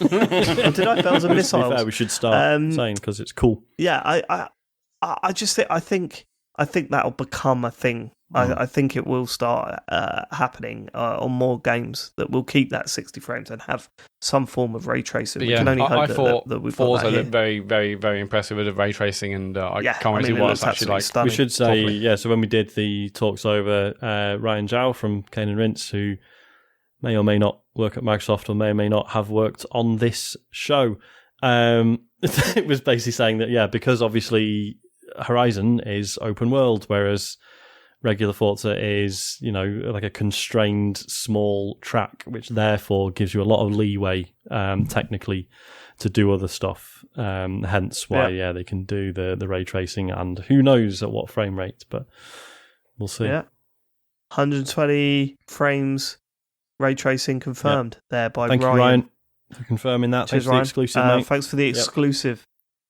Yep. Is that it for this one? Yeah. Then we don't need to talk about the PC Gaming Show, do we? Well, the only thing I've got written down for that is Citizen Sleeper DLC. That's the only thing I... Yeah, so Citizen Sleeper, I know it's only June, but Game of the Year, Citizen Sleeper is getting, it looks like 3 DLC chapters, but the roadmap was a bit weird. So it's definitely getting one, quite soon, and then there's, another one, and then the third one was just kind of a question mark. But, really excited. It's, 3 free DLC chapters that actually, tell... I think you still play as the same character and everything, but it looks like it tells, a significant new story. Incredibly excited about that. Yeah, pumped for that. Another thing, at the time I didn't realise, but there's a game called Deliver Us Mars, which is a sequel to Deliver Us the Moon, which is like the walking simulator on the movies. I played on Game Pass a while ago, which I thought was quite good. It wasn't like one of those ones that everyone always holds up as, this is like a list of some of the best ones, but I thought it was quite good. And then when I saw that trailer where it basically looked like incredibly high spec PC graphics of this dude on Mars, it was only when I looked afterwards, they're like, oh, that's a sequel to Deliver Us to the Moon. So interested to know what that's about. Because that trailer looked way more action orientated than the previous game did. Right. So interesting. Good. There's also a trailer for a mod, which we've always seen a trailer before, but it's for Half-Life Alyx Leviathan. It's like a fan-made mod. It's like 5 hours of gameplay. It looks fantastic. Cool. That looked good too. Yeah, I mean, the other thing I wanted to see from this, because the developers had teased it, so Nivalis got a trailer. So this is the one where basically the developers who made Cloudpunk, which was this, cyberpunk courier game where you drove a flying car around delivering packages and in this sort of really beautiful sort of voxel neon city with really interesting story and stuff. They've taken the city from that and they're making like a life sim with it. So it's like you basically run like a restaurant or a bar or a nightclub or whatever, and you can just kind of just fuck around in the city on foot and go fishing and do all sorts of weird stuff. And I think it's really nice that they're doing that, because like the city was arguably the star of the show in Cloudpunk, so getting an excuse to go back, like it looks like they've visually they've like spruced it up quite a bit as well. So yeah, being able to go back to that world, but in a game where the whole point is for you to just kind of exist and hang out in it, I think will be really interesting. So yeah, pleased with that. When's that likely to come out? I don't know. I don't think it had a date. I think this is like the first time they've properly shown it. So yeah. And that was it for the PC Gaming Show. We cut it short to watch. Darman. Yeah. Darman. Well, yeah, I mean, do not regret that. No, do not No, regret it's that. a perfect way to end it, really. Yeah. I mean, there was also the Capcom show. I mean, showed absolutely nothing. I've We got didn't expect nothing them to show. from that. I looked at that and I thought there's nothing here that is. I mean, that I thought was worth checking. Honestly, I'm not blown away with this Resident Evil 4 remake stuff. I'm really not. I mean, we got to see a little bit more gameplay in this one. Yeah, but it didn't. Wasn't hard because there it was wasn't- next to nothing in the previous one. You look at Resident Evil 2 remake and you go, "Wow, that looks stunning!" Instantly. I looked at this and just thought, I don't think it looks like it's See, not I got We the didn't same. see enough. We barely saw any gameplay, really. We didn't. There wasn't enough to really properly comprehend. But I'm glad we saw something. But I need to see more. Okay, that's it. Yeah, There was an that's it. Assassin's Creed one that did nothing, and then there was the Xbox and Bethesda extended one, which was basically a bunch of interviews, slightly longer trailers, no new news. I should also say, obviously, Cool. during the Capcom one, there was another trailer for this new Monster Hunter Rise DLC, which obviously I think looks really good, but then I would, because it's for me. Like there was nothing about what they showed that would get anyone new in, because I don't know, they never seem to nail that with Monster Hunter trailers. It's always just like, here's a load of terms that you would only know if you already played the game. Here's a monster that you wouldn't recognize unless you were playing it 13 years ago. It's very strange how they target their trailers. Exoprimal still looks like a really good laugh. That's the EDF but with dinosaurs one. But again, no surprises, just more footage of things I was already looking forward to, really. Okay. I mean, all I'll say is that, we went into this thinking E3 might be dead, and honestly, I genuinely come out of it thinking, actually, E3 could very easily take it back again next year. It was interesting. Did you read about and that's not Jeff Keighley's fault, really, is it? It's just the fact that where the industry's at this year. Yeah, it's a tough year. It is a very tough Did year. you read any of the stuff around so there was like a physical event for Summer Games Fest, wasn't there? But There was play days. Yeah, but it was super restrictive. Like hardly anyone got to go, and then of the people that I heard really conflicting things about this. Like there were some write-ups that were like, "This is the future," forget E3. This was amazing. It was just like a really chill, it's like, oh, it's like all the access that we used to get with E3, but it's like nice and peaceful, right? It's not like you're not dealing with a migraine the entire time because you're running around a sweaty, noisy show floor, and like all that sounds really good. But then I saw like a lot of other journos basically saying like, well, we weren't even allowed to fucking go, and then others saying we were allowed to go, but we weren't able to get appointments with anyone that we wanted, or So maybe that's just teething problems. I don't know. But it will be interesting to see if they do that again next year when E3 is presumably a physical event again. Like, is there room for both? I don't know. Yeah, because Jeff Keighley said that this year was just basically like the test bed, and they've always said that next year is a proper kind of in-person and digital event, whereas this year, this game days feels like it was more just for press and content creators, so it's going to be very interesting to know what happens next year and whatnot. But if E3 has the stage and encourages kind of people to do stuff like the old stage shows, then that would be cool. That? But even Microsoft, we're doing it at their own Microsoft theatre. They weren't even doing it where the rest of the E3 stuff was. It doesn't matter as long as there's a I'd like to see a stage presence again, because it's just so entertaining. It's more exciting. Yeah, I know what you mean. Especially when things go wrong. It's like But you surely can't see that happening again. No, I can't see it happening because I can't see it happening. But there's a difference between seeing it happening and wanting it to happen. Oh yeah, I would love for it to go back how it was, but just you want stuff like Miyamoto coming on stage with like a sword and a shield and stuff like that, don't you? Man. All of that shit. It's just fun. It's ridiculous, isn't it? But it was really funny. You know, it gets people chatting. I'd love to know what the engagement's like compared to. I think the engagement of a live show would actually be bigger. The thing was always that E3 would get written about in mainstream press, right? It would break out. It would be on the BBC website or whatever. It would it was. Obviously it's for nerds, but it's for some reason it had quite a bit of reach outside of our circles. Whereas I think it's safe to say that Summer Games Fest does not have that. But is any of this stuff making it into mainstream press like E3 stuff used to? I haven't really seen. I don't think so. I think Jeff needs to remind them that video games make more than films. So multi-billion-dollar industry. It's weird because I think the difference is that when it's a live show, it feels like when it's a stage show, it feels live, and when it's this, it feels like someone's pressing play on a recorder. Yeah, and I know that sounds like a really nitpicky thing to say, but I think it makes a huge a difference around the atmosphere of something like this. When you're doing a whole weekend or a few days with this big marketing event and people announcing stuff, when I sit down and watch it, I want it to feel like someone is saying on stage, this game is coming out. Well, it's like any other medium, isn't it? It's the live performance versus a pre-recorded one. The pre-recorded one is more slick, better paced. It makes sense in a lot of ways to do it that way. But there's still, I'm not saying that watching Todd Howard on a stage is the same as going to see Queen, but do you know what I mean?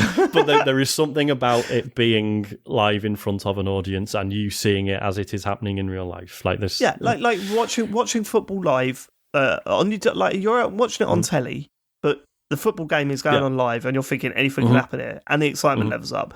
When you're watching it later on, or if you knew that the game happened the week before, you don't know the score, but you knew the game happened the week before. The tension sort of just drained out. It's the excitement's just gone. I'd like to see a return to it. As you say, Matt, can I see it happening? Probably not. Maybe. I don't know, but it would need Microsoft to at least do that. Nintendo have stopped doing this years ago, way before Microsoft did. So, I mean, I'd love to see a return to it. It's funny, isn't it? Because I feel like we were almost... when Nintendo started doing these just purely digitally... I feel like we were lulled into a false sense of security because they still had quite a bit of a sense of humour about them at that point. Whereas that's gone now from the Nintendo stuff and everything else. There's nothing. There's nothing there's no charm to it, I think, in comparison.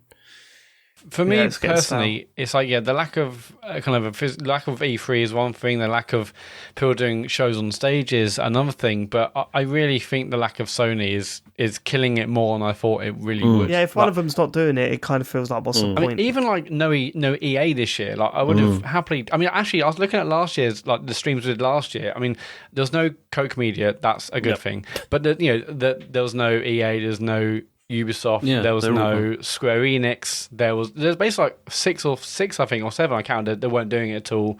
Obviously Sony do, and they did, to be fair, they did one in the week, they did one just a few days before and kind of took the wind out of Summer Game Fest sales in many ways, but it just what it's just Sony not, did when they did their state of play. Yeah, Well, because I wouldn't Callisto say it Protocol took any wind out of anyone's sales. That one. Well, no, because they showed Callisto Protocol, and then Jeff Keighley's got like the same one, but Okay. a bit of gameplay. I one felt game. like I think I know we're all right. I don't think that took a. I don't think they took a hit there at all. To be honest with you, it was terrible.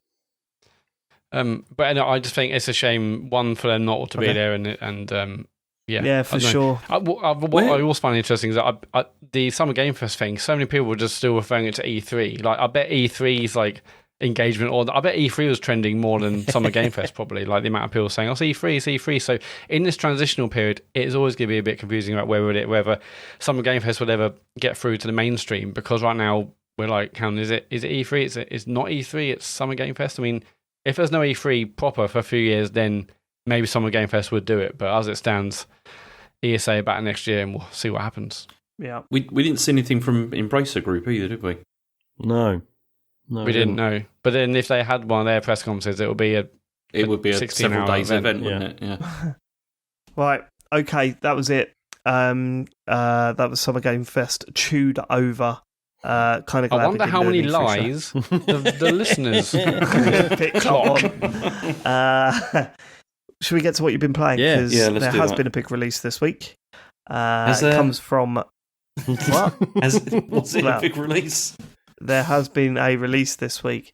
Mario Strikers Battle League Football, and I'd like to talk about this to some extent because I've put many hours into this game. And I will say up front, me and the boys have had a blast playing this over the weekend. We've enjoyed picking our characters and playing a version of football as Mario characters that we all like. And we've genuinely put, I'd say, about 4 or 5 hours into it over the weekend and had a lot of fun with it. But that being said, you should absolutely not buy this game. Like, I don't know how you sit on this at the moment, James, but I think Nintendo should be ashamed for putting this out at £50. Like, I'm worried that I'm going to come across as some sort of entitled gamer here, like one of these people that's like, we want more actually for our money. This isn't worth it. But trust me, this is a completely underbaked, bare bones video game that I cannot believe they're charging £50 for. Like, I'm absolutely blown away. It's not fair to do this, right? But when you look at Elden Ring for that money, and you look at Mario Strikers, right? It's not fair to do that. But when you look at a game like Elden Ring and go, look how much you're getting for your money with this purchase, and you look at this game, which is like the bare minimum, I would say this is the bare minimum that you could possibly put it. It feels like it's a $12.99 game, or at a push £15 game. It does not feel like it should be on sale for £50, and it's kind of outrageous that it is. Like, I'm kind of shocked. It's a 5-a-side game, right, where you have to pick between 10 characters. And you go, hold on, shouldn't there be more characters than that if you're going through a league or a tournament? There are no leagues, but if you're going through a league or a tournament, I mean, there's not only that, you can see corners being cut as well, which is just outrageous. So each character has like a celebration animation. I think some of them have 2. They also have an animation to show when they're upset or whatever. Those animations play out on an empty pitch. So there's 10 players on the pitch. If you score, the pitch is suddenly empty apart from the 2 goalkeepers that's the same in every game, and your character celebrating. It's shit like that, and you go, hold on a minute, have you not put any effort into any of this stuff? Because part of the enjoyment of the game is watching the animations play out, because they happen so often. But when you've scored 3 goals with Donkey Kong in one game and you've seen the same celebration every time, you go, this is wearing thin really quickly, especially if they've got a Donkey Kong as well. And you're like, I've seen this animation 8 times now. They've only got one celebration. I think it's 1 or 2, James. I think it's 2. I think it's maybe 2. Yeah. Yeah, it's 2 because Wario's got the one where he eats garlic and also where he runs in a rain of notes. Yeah, I always again, because they're just annoying. Yeah, but that's the problem. That's supposed to be part of it. Yeah. You've got stadiums, and the way the stadiums work, you pick a stadium. That's weird, isn't it? But you only have half of that stadium, and that's your side of the pitch. And then the other team pick a stadium, and they're half of the pitch, and it combines to make a full stadium. But that doesn't make any sense, because it doesn't give you any advantage or disadvantage or anything. No, I know, but What's it the looks point? good, right? No, it doesn't. It looks awful. Good. Yeah, I disagree. I think it looks good. I don't think it The does. problem is, there are 5 stadiums to choose from. Yeah. And you go, well, the combinations are very limited then, aren't they? And you're right. It's kind of meaningless because you see them once. It's really quite shocking how bare bones this game is. And James, you made a point on Twitter that it's called Mario Strikers Battle League Football, and currently there is no league in it, which is like, this is not a single. This is what's really weird with Nintendo as well. They seem to have made a shift to online, but at complete detriment to the single player experience. Yeah, so they've gone you look one at what they extreme did, to the other. Yeah, you look at what they did with Switch Sports. The single player game in that is absolutely shit. You don't get any of the XP, you don't get any of the progression system. That's all for the online side of the game. Here, it's the same. So apparently there's a whole battle league. The whole league element of it comes in when the season starts in a week's time or whatever it is. But that's all online. So offline, if I'm playing with the boys, you either play single matches or you play a tournament, which is 3 games. And that's it. And there are, how many cups? 7 cups? No, it's not even that. I think it's 6. It's 6 cups? Yeah. I can't remember off the top of my head. But I mean, I did them all quite quickly because it doesn't take very long to get. How long did it take you to do every cup then? So from start to finish, you completed the game in how long? About 2 hours, I'd say tops. Christ. It's because this is the thing. You see, I've only played this single player because I thought Ash would want to play it. Just doesn't care less. He's not interested in it for some reason. I don't know why. I need to sit him down and try and force him to play it because he just wasn't particularly interested. I think you do get a lot out of it when you're playing an individual player, when you're so you can control up to 4 players on each team, right? The goalkeepers are always computer controlled, and they're a mess. They'll make incredible saves out of nowhere, and they will completely just miss the ball every now and then and let the ball roll into the back of the net. Yeah, which is really annoying. Yeah, it's really annoying. I think if you're controlling one player, which we need to try out, you need to try with us, James. We've been I've played it online a few times with friends and on my own. Mm-hmm. Playing on your own is just a nightmare because switching between players it's too fast paced, so you can't really control that stuff as well as you'd like. Also, the online play. You see, that's the other thing that's annoyed me a bit about this is that I've played it mostly single player, and there's nothing to play really. I mean, all there is it's basically you've got those cups that you can play through, and then once you've done those, you can play them on a harder difficulty, where it's just impossible. The difficulty difference is insane. It's not very good at all. And then it really feels like the difficulty setting is how many goals your keeper lets in. Yeah, basically, that's it. Yeah. And then so I thought, okay, well, I'll play this online then. But I mean, I played with you and it was fine. But then I've played with other people, just like randoms or whatever, and it's just been laggy and horrible. Yeah, to play. I'm hoping you just got unlucky because honestly, I've played quite a bit online and I've never experienced any lag. So I'm hoping it's more that you were unlucky that time and not that I was very lucky. I've been very lucky, you know what I mean? Because, but I wouldn't be surprised if it was laggy. It's just so bare bones, though, isn't it? It's weird. It's shockingly, it's outrageous, the price point they've put on this. And they have come out and said, or there's been tweets and stuff saying that there are going to be new characters brought out for this and lots of downloadable content. But I don't believe that that's the case. We're kind of just hoping that that's what they do. And also, if that's the case, is that all going to be behind a paywall as well? Because no, I think they said, what was the one? John sent me a link to a tweet that they said. Let me try and find it and read it word for word because I think we should report on it correctly. But I mean, if you're going by what's in front of you at the moment, this It's a £10 game.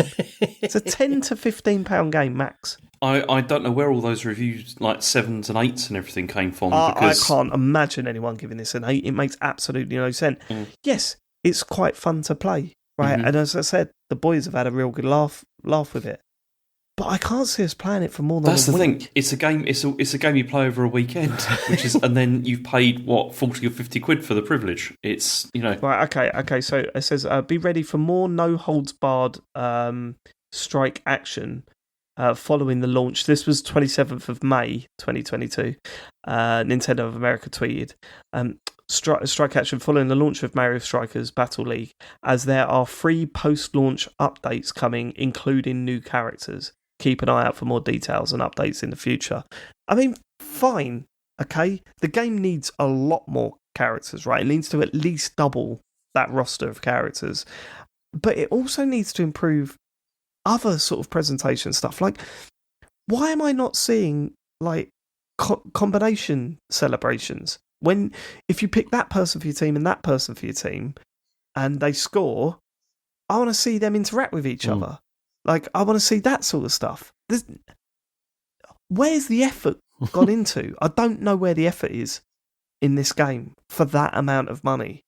I've not felt like this about a game for ages. I've not sat back and said, this is a fucking rip-off, like, for a game for ages. And we've bought games for £70. This is outrageous, like, genuinely. I'm so glad you told me, because I bought this on Friday because I knew like you and John, everyone were playing it. I was like, all playing football together, it'd be good. And then Friday, I've been so busy in the week. I was like, I haven't spoken to Jill in ages. I better not have a night where I'm just playing games. So I didn't open it then. And then all the weekend, you're like, just take it back. So I just took it back today, saying, no, I haven't opened it, but I want money back. It's just disappointing. Say in a year's time they've added so much content that is brilliant. I guarantee it'll be slightly cheaper than 50 quid in most places. So buy it then. Do you know what I mean? So what you're saying is this could be like Nintendo's No Man's Sky. It's not going to be though, is it? They're not. They're going to forget, because it's not even a Nintendo developed game, is it? This is Next Level Games, right? Yeah. And they made Luigi's Mansion 3, which was incredible. And then to go from that to this, it could be a different team within that studio, whatever. But I'm really quite outraged with it. It does feel. It also feels like this was a game that had to fill a release date. Do you know what I mean? Like they needed something for now. Possibly. They announced it a while ago, though, didn't they? Not that long ago. Didn't they? No. I mean, fucking hell. There's so much that's missing from this package. It's unbelievable. I mean, we'll talk about what they had. I mean, I'm going to try the season out. I might as well. I'll see what it looks like when the season starts, the online season. See what that battle stuff's like. But I haven't got high hopes for it, even though I do think it is quite a fun game to play. It is, but it's a shame, isn't it? Because part of you thinks, well, surely that's all that matters. But when you say when there's you need other hooks, when like in it. You even look. I think maybe Rocket League's a good example to compare it to, right? Like Rocket League is a very, very simple game, and it's really fun to play. But everything around it is so far ahead of what this is. Plus the fact that I think they were selling it for £15 when it first came out, Rocket League. And you look at this and just go, well, that's you should be embarrassed by bringing a game out like this at that price point. And I'm sorry if that makes me sound like, entitled gamer or whatever, but I promise you, I don't say this often. Like, I don't fixate on a price for a game this often. But here, I think it's so out of whack that it really needs highlighting. Like, it is a genuine issue and not just me being a man-child or man-baby or whatever especially, people say. Coming off the back of Switch Sports, which seems to suffer from similar problems. This is very similar problems, it's so like, it's all online now, innit? And it's not really what anyone wanted, and also there's just not that much to do. And it's the two of these together. It's like, is this like a culture change in Nintendo? Is this something they're doing on purpose? Is it like they got so pissed off with people saying, "Where's the online?" They'll go, "You want online? Here's your fucking online. How do you like online, it now?" And you got fuck all else. It genuinely feels like that. Yeah. See, I just wish that there was like a league system or something in here to make it worth playing, like on your own. What would you do though? This is the problem, right? This is the problem. You're going to piss yourself with this, sure. There's not enough teams to make a league. That's true. No. You could just do a team full of Marios, a team full of Yoshis. It's just when you're doing a tournament, right? Yeah. When you're doing a tournament, you go, well done. You're in the quarterfinals. Well, you start in the quarterfinals, which is hilarious, and then it goes, you have beaten the Strikers in the quarterfinals. The semi-finals, you play the Strikers again. Fuck off! Why? That Because was they have a joking. life and they're in the semi-finals So now. so it's not Why just beat a 'em? league at all, is it? It's just No, beating 'cause X number of there's teams not enough- until yeah. Yeah, that's it. No, you beat 3 teams and you Yeah. won a trophy. Right, that's it. That's all you need to do. If you lose one of those games, you get to retry because you've got a life. But all the other teams have lives. So, you play like Comets. We've beaten Comets in the semi-final, Harry. Brilliant. I wonder who we're going to get in the final. The Comets, because they won their second life thing. So we're playing the same team again in the final that we played in the semis. Exactly same team, same setup. But suddenly they're a lot better as well. They're a little bit better, yeah. They're a little bit better. Learned from the mistakes. Yep. So weird. Yeah, sounds kind of No, bad. it's very disappointing. Honestly, I'm quite disappointed by it. I mean, I'm going to hold on to it and see if the online does get any better, but it is a shame. I mean, I have a few games with me and Chris. I think genuinely we might have a couple of good nights on it if we get a full team of 4, because I think that's the way to play this game. That you're supposed to be picking one character. Playing it on your own is a nightmare because you can't switch players quick enough. It's a bit of a mess. And the auto switching doesn't seem to work very well at all. Well, the auto switching is interesting because we were like, oh no, you don't want to do auto switching because it just you need to do auto switching because if you pass to it, this blew our mind when we first started playing it. Like if you pass to a player, it makes the computer control that player until you manually select him. Yeah. Do you know what I mean? And I thought, oh, that's shit. But no, actually, I've realised why that's a good thing now when I'm playing with the boys. Because it's not gonna when I play with the boys, not my mates. I mean, literally my 2 kids. It means that Charlie isn't like auto switching to people, which would just be a nightmare because he's he's 3 years old. So him just selecting Bowser. That was the other thing as well. Like when we first started doing it with everyone on auto, Charlie wanted to be Bowser, and then within 2 seconds he was now controlling Yoshi, and someone else was Bowser. And it was like, oh, I want to be Bowser. It's like, okay, everyone switch the manual, and then Charlie just doesn't change who he is, and then we're all fine. We'll all continue with that. Yeah, what a fucking piss take this game is, eh? Shame. Yeah, that's so disappointing. Yeah.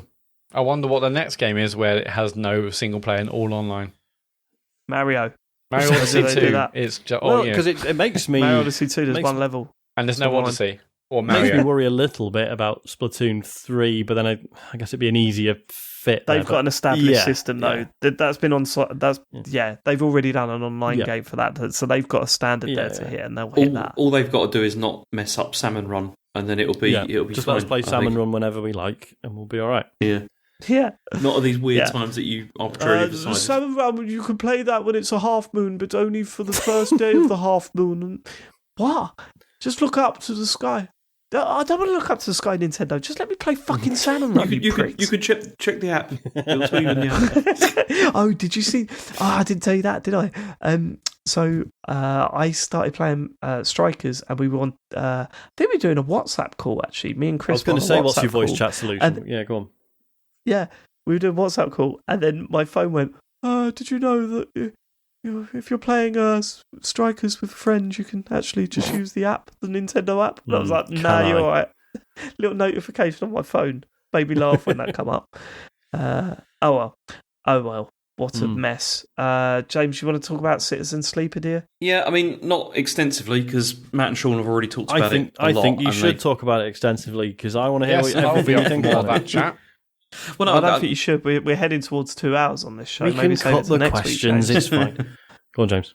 I mean, obviously, it is brilliant. Yes. And it's got brilliant writing, fantastic atmosphere, all that kind of thing. But one of the things that I liked about it the most is, I mean, the characters are so well developed, like, as you go through. And, like, even like some of these have got really clearly like multiple paths as well. Yeah. Because I said I thought I'd messed up. Yes. And then you find out actually you haven't, because there are other ways for stories to conclude that also feel incredibly satisfying as well. And that is the thing that I liked about this the most, was the freedom that this gives you. And you don't fear failure, I think, from playing this, which is quite nice. Yeah. Even though I got into a really, I mean, I can really see what you mean, Sean, by when you get to like close to the end, you're no longer really worried at all about like the things like health and about eating and stuff like that, because there are so many ways you can do that. But there is that bit that you said, like Matt, that you went through where you're kind of like, you get a bit paranoid about it, like for quite a long time, where you feel like you've never got enough, and you're always, and then you overcome that, and it's great. But I got into that really good groove, with that, and I just also love the way that, like, even if you finish a story, like the credits roll, and I was like, okay, well, have I finished this now? But then you're not, because you can go back in and just continue and then do other story threads. And I did all of them that were open to me by that point, and I think it's great. Dave, I do think you should play this, because I think you probably will like it, because it is good. I just wish there was is there a Mac version? I think there is. I don't know. Not sure. Because I just don't like playing it with my TV's up on my wall. Well, and shit, I played this on Switch. Shit off of that. I played it on Switch. I didn't play it on. Oh right, how much is it on Switch? It was less than £15.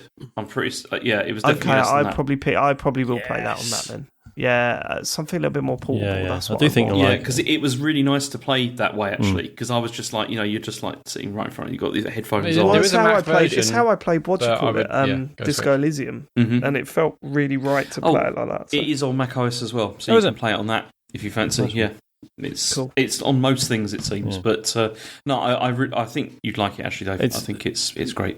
It's interesting. The only thing is, though, sorry, I was going to say the only thing is at the beginning. In the beginning, it does feel a bit kind of like it throws quite a lot of systems at you, but actually they're not complicated. It's just makes them seem like they are. Yeah, totally. Yeah. And then it's fine. Yeah. As I said at the time, I'm so glad I took pictures of all those systems, because I was referring to them a fair bit for the first 30% of the game. But and then also about once you get your head brilliant soundtrack as well. Man. Like Sean, I saw you said you were playing this to do work. Yeah. Because you inspired me to do the same thing, and it's brilliant. It's really good for that. No, it's interesting you were saying about the fact that you sort of reach a point where you realise that like it wants you to see all the endings. It's not really interested in fucking you over, right? It's not there was, I can't remember if it was another interview or if it was some tweets, but Gareth Damian Martin, who made the game, they were saying like if you're playing like a pen and paper role playing game, sat around a table with your friends, the person who's running the game has got no interest in just being like, well, you got that wrong, so now you're not going to see half of this story I've written. Game over. Like it's not conducive to a good time. So why are video games so often different, right? Like, so in that sense, like it makes sense that it's. But then also, but it doesn't feel like it tries too hard at that. Like it doesn't feel artificial at all. Yeah. Like it all completely like flows. Completely properly. Which is so totally. Good. Now, James, I recommend going back and listening to the spoiler casts and other discussions, because it's always great hearing how other people have gone through the story and their views on certain storylines and stuff. Because I bet there's storylines you miss completely. Definitely, and there's also stuff that I know for certain I did differently to you and Sean, because there was bits where I said like, "Oh, I think I've fucked it," and then it's like, but then I hadn't, kind of hadn't. Like, did either of you talk to Rico, the botanist, who's like right at the top of the map? Because I went through all their story, and that was fantastic. Yeah, I did. Yeah, that was really good. Yeah, that's the one. Yeah, with the I better not say anything. But I thought that was a fantastic storyline, and like other people talked to that. Oh no, I didn't talk to Rico, but there's so many great characters. And the vending machine as well. I enjoyed the vending machine. The Waypoint spoiler cast in particular is really good. Some really good analysis of some of what goes on in the game, but also it's just really fascinating hearing people who made other decisions. Like, not only did they make other decisions, but like some of them chose not to take advantage of the fact that you can like basically see all the endings, right? Some of them just like, they were just like, oh no, like this happened and I made this decision and like I could have carried on playing, but it didn't feel right. So, and you have the freedom to do either, and that's cool, Cool. Yeah. Right, Sean, you've got Donkey Kong. Playing Donkey Kong, mate. So this is friend of the show, Cammy Tone's fault. I mean, bless him, he's had COVID and he's had a bit of a bad time. So when he tweeted saying, I'm playing Donkey Kong on the Game Boy and it's fucking amazing, I was a bit like, Hang on. Is this Donkey Kong 94? It is, yeah. Yes, this is a very it's good so game. So good, isn't it? I don't I can't believe, basically me and Cammy have been going mental about why isn't it more widely discussed, how good this is? No, I think it's definitely a memorable game. Because I think a lot of people that have played it talk about it a lot because it's very good.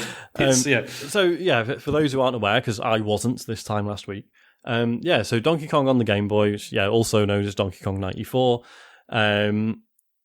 You don't have to play the other 93 to know what's going on. It starts out it's Donkey Kong. It's the 4 levels from the arcade that you have seen before.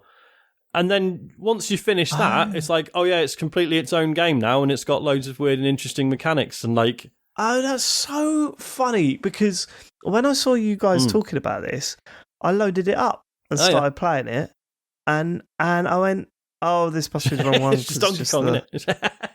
It's just Donkey Kong, yeah. Oh, and then it goes crazy after that. Yeah, it becomes like a proper, really interesting platform puzzler. Yeah, I mean, considering so it's so obviously it's from 1994. Mario's moveset is really interesting.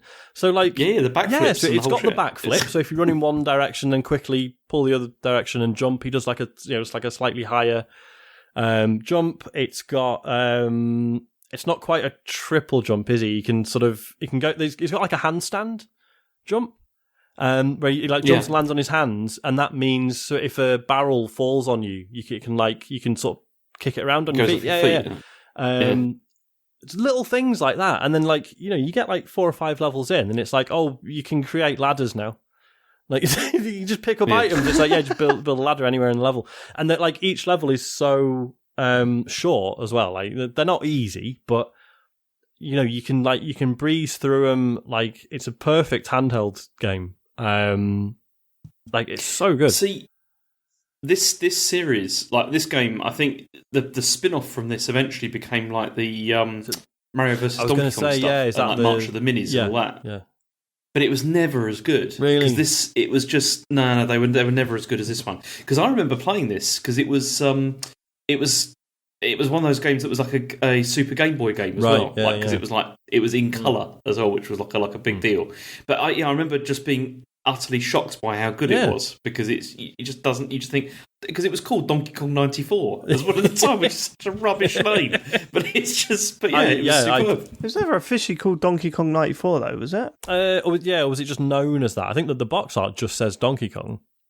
Even I think it's just Donkey Kong. Wasn't it? So it's just fascinating that it's got elements of things that we didn't see, or that I thought were things that I thought had first come about in later Mario games. It's got stuff from Donkey Kong. It's got stuff from Donkey Kong Jr. It's got some stuff from Mario Brothers 2, jumping on items and then picking them up and throwing them. That's part of it. So there's some sort of puzzly stuff. It's fucking great. It's really good.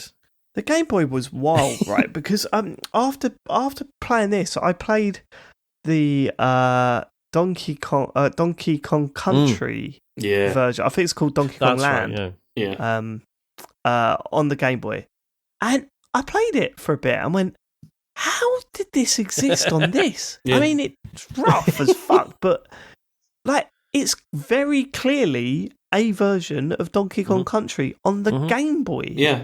No, they really, the Game Boy, obviously, because the huge install base it had, it's they tried all sorts of stuff on that. I mean, it was... Yeah, it went to town with it, didn't they? I mean, it's very playable. I was blown away by how playable that version of the game was. I mean, famously, the Game Boy Color even had that version of Resident Evil. Oh, God, yeah. That was not even a 2D shooter or something like that. It was an actual recreation. Yeah. I mean, it didn't come out because it was it had a lot of problems, obviously, but it was. But then, I mean, another game that came out on Game Boy Color was, I mean, Perfect Dark on that was brilliant. Yeah, because it was very similar to Metal Gear Solid, like the top-down Metal Gear Solid like games. there was. Well, I mean, say that. Yeah, there was Metal Gear Solid Ghost Babel or whatever it's called on the Game Boy Color. That was also actually excellent. really good. Yeah. No, the system had a lot of really good games, like really, really good stuff. So this is one. I mean, I've been playing it on the Retroid, but I'm like, I might actually buy the actual cartridge so I can play it on the Analog Pocket instead because it feels worth it.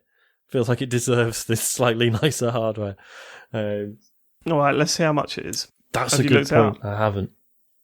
Donkey Kong Game Boy eBay.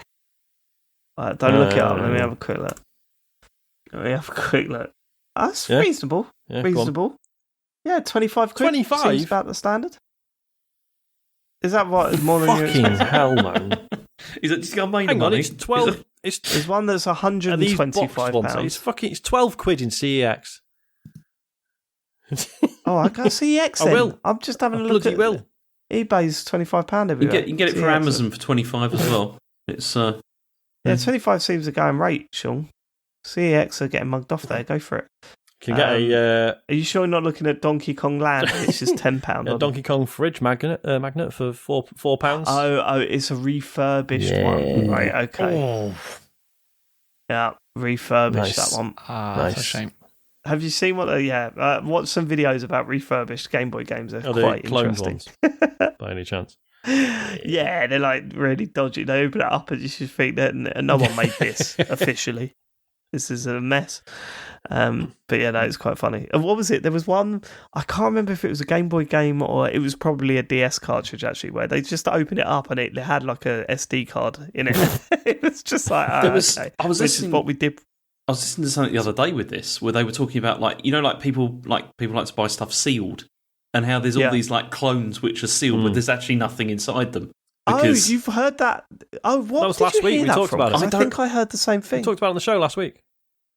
I know. I was joking because we were. He's referring to the thing is, Dave, you've done this quite a lot over the last few weeks. So oh yeah, that's true. That's true. I'm sure I did somewhere else as well. I've had stuff going on in my life, Sean. It's James's excuse. So, bit out of order to bring that up now. Okay, so that's. I'm just looking on the CEX website. Reviewed. Someone's left a 5-star review for it. It says it's really good. Is Donkey Kong?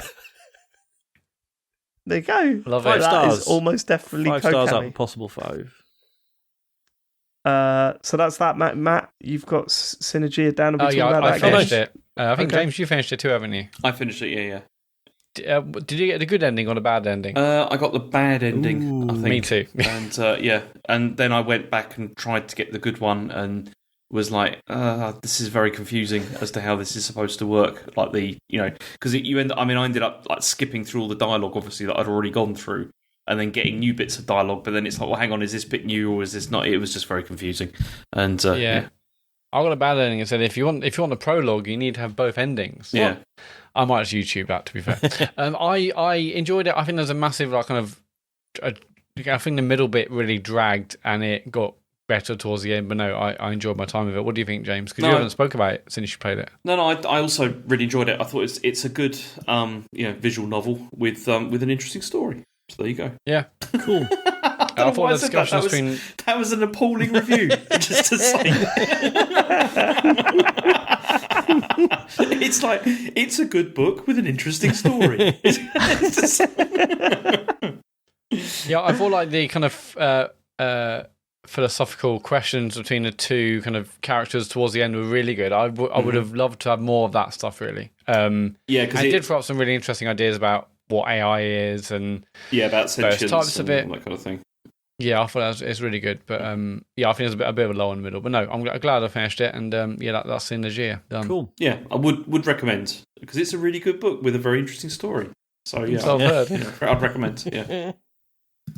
Game. Cool. Right. Couple of questions. Sorry, what was that last bit there, James? It's a game, not book. Yeah. Okay. Let's get on to questions. Rob the Toffee says, "Evening TCGS. Hope you're all doing well." No, bit mixed. Recently started looking into building an emulator to be able to play retro games, of which I obviously already own, before downloading the ROM for them. It turns out that the process is a lot more complicated than I ever thought it would be. I ended up running Launchbox with RetroArch, doing a lot of the legwork in the background. Unfortunately, my old PC I was trying to use it for just doesn't have the sufficient processing power, meaning Dreamcast games run at about 2 frames per second. My question is, have any of you ever ventured into the world of emulation, and if so, what hardware or software have you used or can recommend using? Many thanks, see you all in Sheffield. Rob the Toffee. Oh, this is probably your bag, isn't it? Well, Sean? I mean, either of us, I guess. What? No, it's just David saying, "Oh, it's your thing, Sean. You're the pirate. Yeah, you're the criminal." So I have a Retroid Pocket Thief. Pocket 2 Plus. Copyright infringement. It's not theft. It's a civil matter, not a criminal one. You wouldn't download a car though, Sean, would you? Save a fortune. It's true. It's the truth. I have a Retroid Pocket 2 Plus. It's incredibly good. It's about 100 quid. It runs everything up to basically most Dreamcast games. PS2 and beyond is a struggle. I am absolutely loving it. To be fair, it's Android based, so it runs some, obviously a lot of native Android stuff. I can technically stream, like Xbox and Steam stuff to it, although unsurprisingly not a great experience on a 640 by 480 screen. But yeah, I really, really like it. Dave, you've got it's one of the Anbernic ones, isn't it? Anbernic RG55-2, I think it is. Which is more expensive but more capable, basically, isn't it? Yes, it is more capable, although you wouldn't really know it. I think you certainly get to a point where actually it's not so much about how much grunt is in the system, it's more about how easy those systems are to emulate. Yeah. It really struggles with, say, for example, N64, but it's fine with Dreamcast. Right. So it really is down to actually systems are quite hard to emulate. Yeah. I mean, GoldenEye's like a classic one, isn't it? Like nothing emulates that well. I mean, the N64 didn't run GoldenEye well, so it doesn't. No, it didn't. No, the Xbox conference didn't emulate that well. I thought we were going to see that. Yeah. Do you remember putting loads of like proximity mines in the lift with Natalia in it, and then just letting it off, and it would literally go down to 1 frame a second. It was crazy. Natalia. Harsh. Is it Natalia? I don't know. Name, yeah, Natalia. She was one. Yeah. Yep. Then why did you say it like? Because that's how I've always said it from day one. Go on then. Well, I always say Natalia, and then the other one it has to be. Oh no, Hannah. Was she Italian? No, she wasn't. And that was just how I pronounced Pierce the name. Brosnan was the one that says it. So. Well, I'm not. That was just how I said Italian. That. And right, Pierce Brosnan. What accent was that? I don't know. I didn't think about the accent. I just whatever felt right in the mouth. Pardon? Blimey. We might have a new show title. Yeah. Whatever feels right in the mouth. If you're considering a handheld one, there is also the Miyu Mini. That's MIYOO Mini. That's just had like a new, like a slightly revised version of it. That's like 50 quid and will play everything up to PS1. It's proper nice little unit. I'm sort of thinking of getting Isaac one, but I know he'll just fucking trash it. So I don't know. Oh, that's not a bad shout, actually. Yeah. Because he's bless him, he's been really, I thought he would like see the Retroid and be like, fucking give it here. But he's been really good about it. But one time he just like saw me scanning through the games and he was just like, oh, it's got Mario, it's got Kirby, it's got... Like, he loved it. So I was like, oh man, to be able to just give him his own and just be like, there you go. But he'd play like everything for 10 seconds and then go, nah, put something else on it. I don't know if it'd work. Farley's Dungarees is the next question asker. Should we make this the last one? If you look at the docs, Dave, it now is the last one. I wasn't looking at it. Sorry, Sean. Go on. Whisked away. Oh, you could have been smooth and gone, okay. Well, I could have done that, but... Farley's Dungarees says, given the discussion during session 1 of Big Jeff's Digital Summer of Fun, dungarees were brought up. Who do you reckon could rock dungarees the hardest out of the entire team? Not me. I fucking hate dungarees so much. I got some for that Mario Halloween cosplay and have not worn them since. Joe wants to dress the kids in dungarees all the time. Well, not so much Harry now, he's too old for it, but when they were younger or whatever, Joe was like, "Oh, put him in dungaree." I'm like, They're just I hate impractical. them. I hate You the need look of to them. piss and sometimes poo. What's the... Yeah. I don't get it. I mean, it's not so bad if you got a nappy True. on, but like at the same time, I don't want my kid rocking around in dungarees. I hate them. Why do you quite like to wear a pair. I've I've mine never if you done want. it. Oh, Really? We had dungarees when we were kids. Oh, I probably did when I was a kid, but I don't remember that because I was, a child. I mean, Off as an your adult, face. I'd like to see what it's like.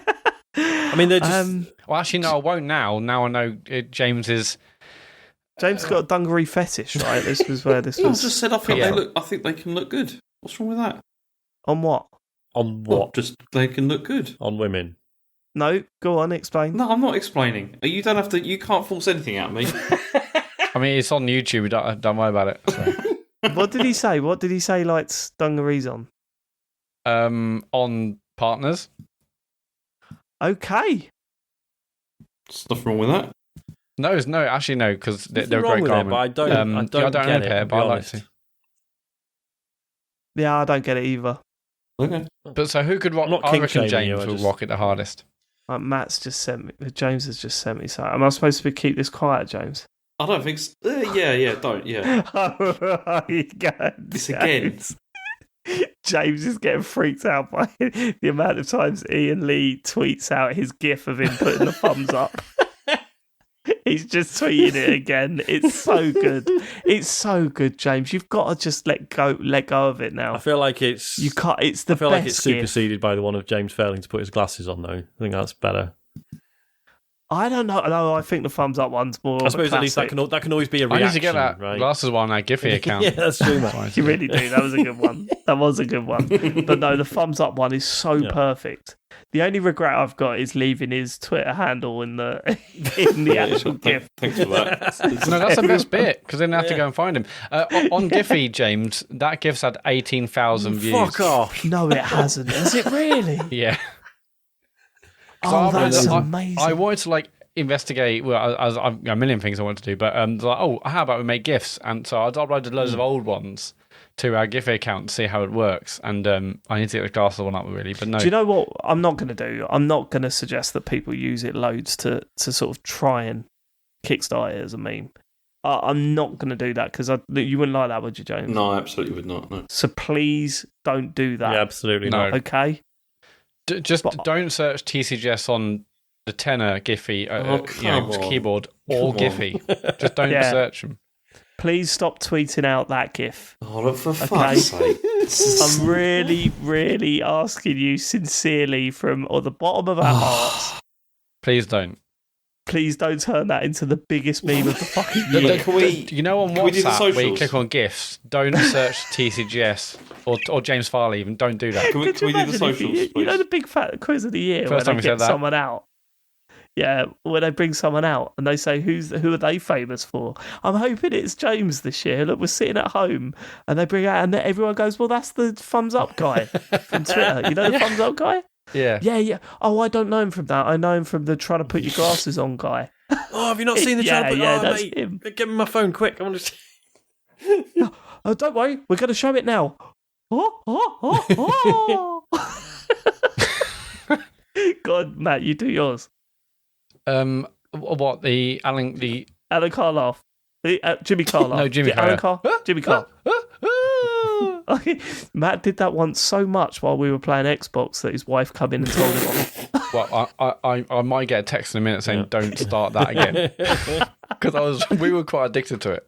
Yeah, we were quite addicted to doing that laugh. Anyway, I look forward to seeing you on 8 out of 10 Cats. Was it Big Fat Quiz of the Year or whatever, James? Looking forward to that. The panel circuit. And I'm actually doing the thumbs up now to you like that. I guess how I'm doing it, just like the GIF, the famous meme. I think James might not be into this, but Dave. I that's think it. maybe we've James not up maybe for we it. lost him. You can be What bigger can you than do? Blinking White Guy. But what can you do? Like, you're out there. You've put yourself out there, Look, James. What can you do? Can we just do the socials? You've put yourself out there. This stuff is going to happen. Can we do the socials, please? Just do the socials, Matt. Yeah, TCGSCon tickets on sale. Go to tcgs.co/TCGSCon if you want to get the last few remaining. Prime merch is on sale on the store on that same website. streams. We've done obviously a bunch of talk servers of most of the events from Summer Game Fest. They're all on our YouTube channel, but there's also the VODs on Twitch if you want to watch them there. Speaking of gaming streams, though, this Thursday, See a Friend is back with Sean and a friend. I think it's just going to be Chris again. I think Cammy was sort of potentially up for it, but as I mentioned, got COVID and is currently isolating in his son's room. So probably just me and Chris, but yeah. Just put the Xbox on the run then. Would you bother? You wouldn't bother now, would you?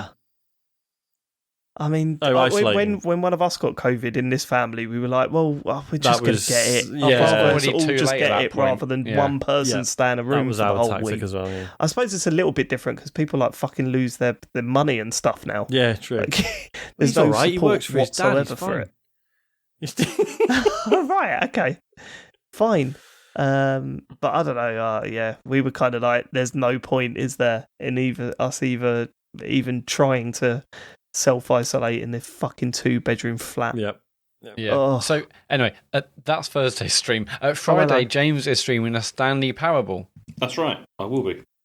That'll be Twitch. Both of them Twitch from 9 o'clock. Sean Twitch from 9 on Thursday. James Twitch 9 on Friday. Twitch.tv/TCGSCO or just search for TCGS on the app. If you've got Amazon Prime or Twitch Prime Gaming, connect your accounts. We get a free sub. Give it to us. Done. Patreon.com/TCGS is our Patreon. We still need to, for this month, do our Patreon bonus show, which we're going to do. We've had obviously a lot of Summer Game Fest stuff happening, but we will do the bonus show probably this week at this point. And we need to do a talks over. And the website's tcgs.co for links to our gorgeous Discord. Loads of great people in there. Socials, podcast, store, tickets, you name it. Cool. Well, thank you so much for living it. We will catch you next week for some more video game chat. We hope you have a wonderful week. Goodbye, everybody. Goodbye, everybody. Goodbye, everybody. Goodbye, everybody.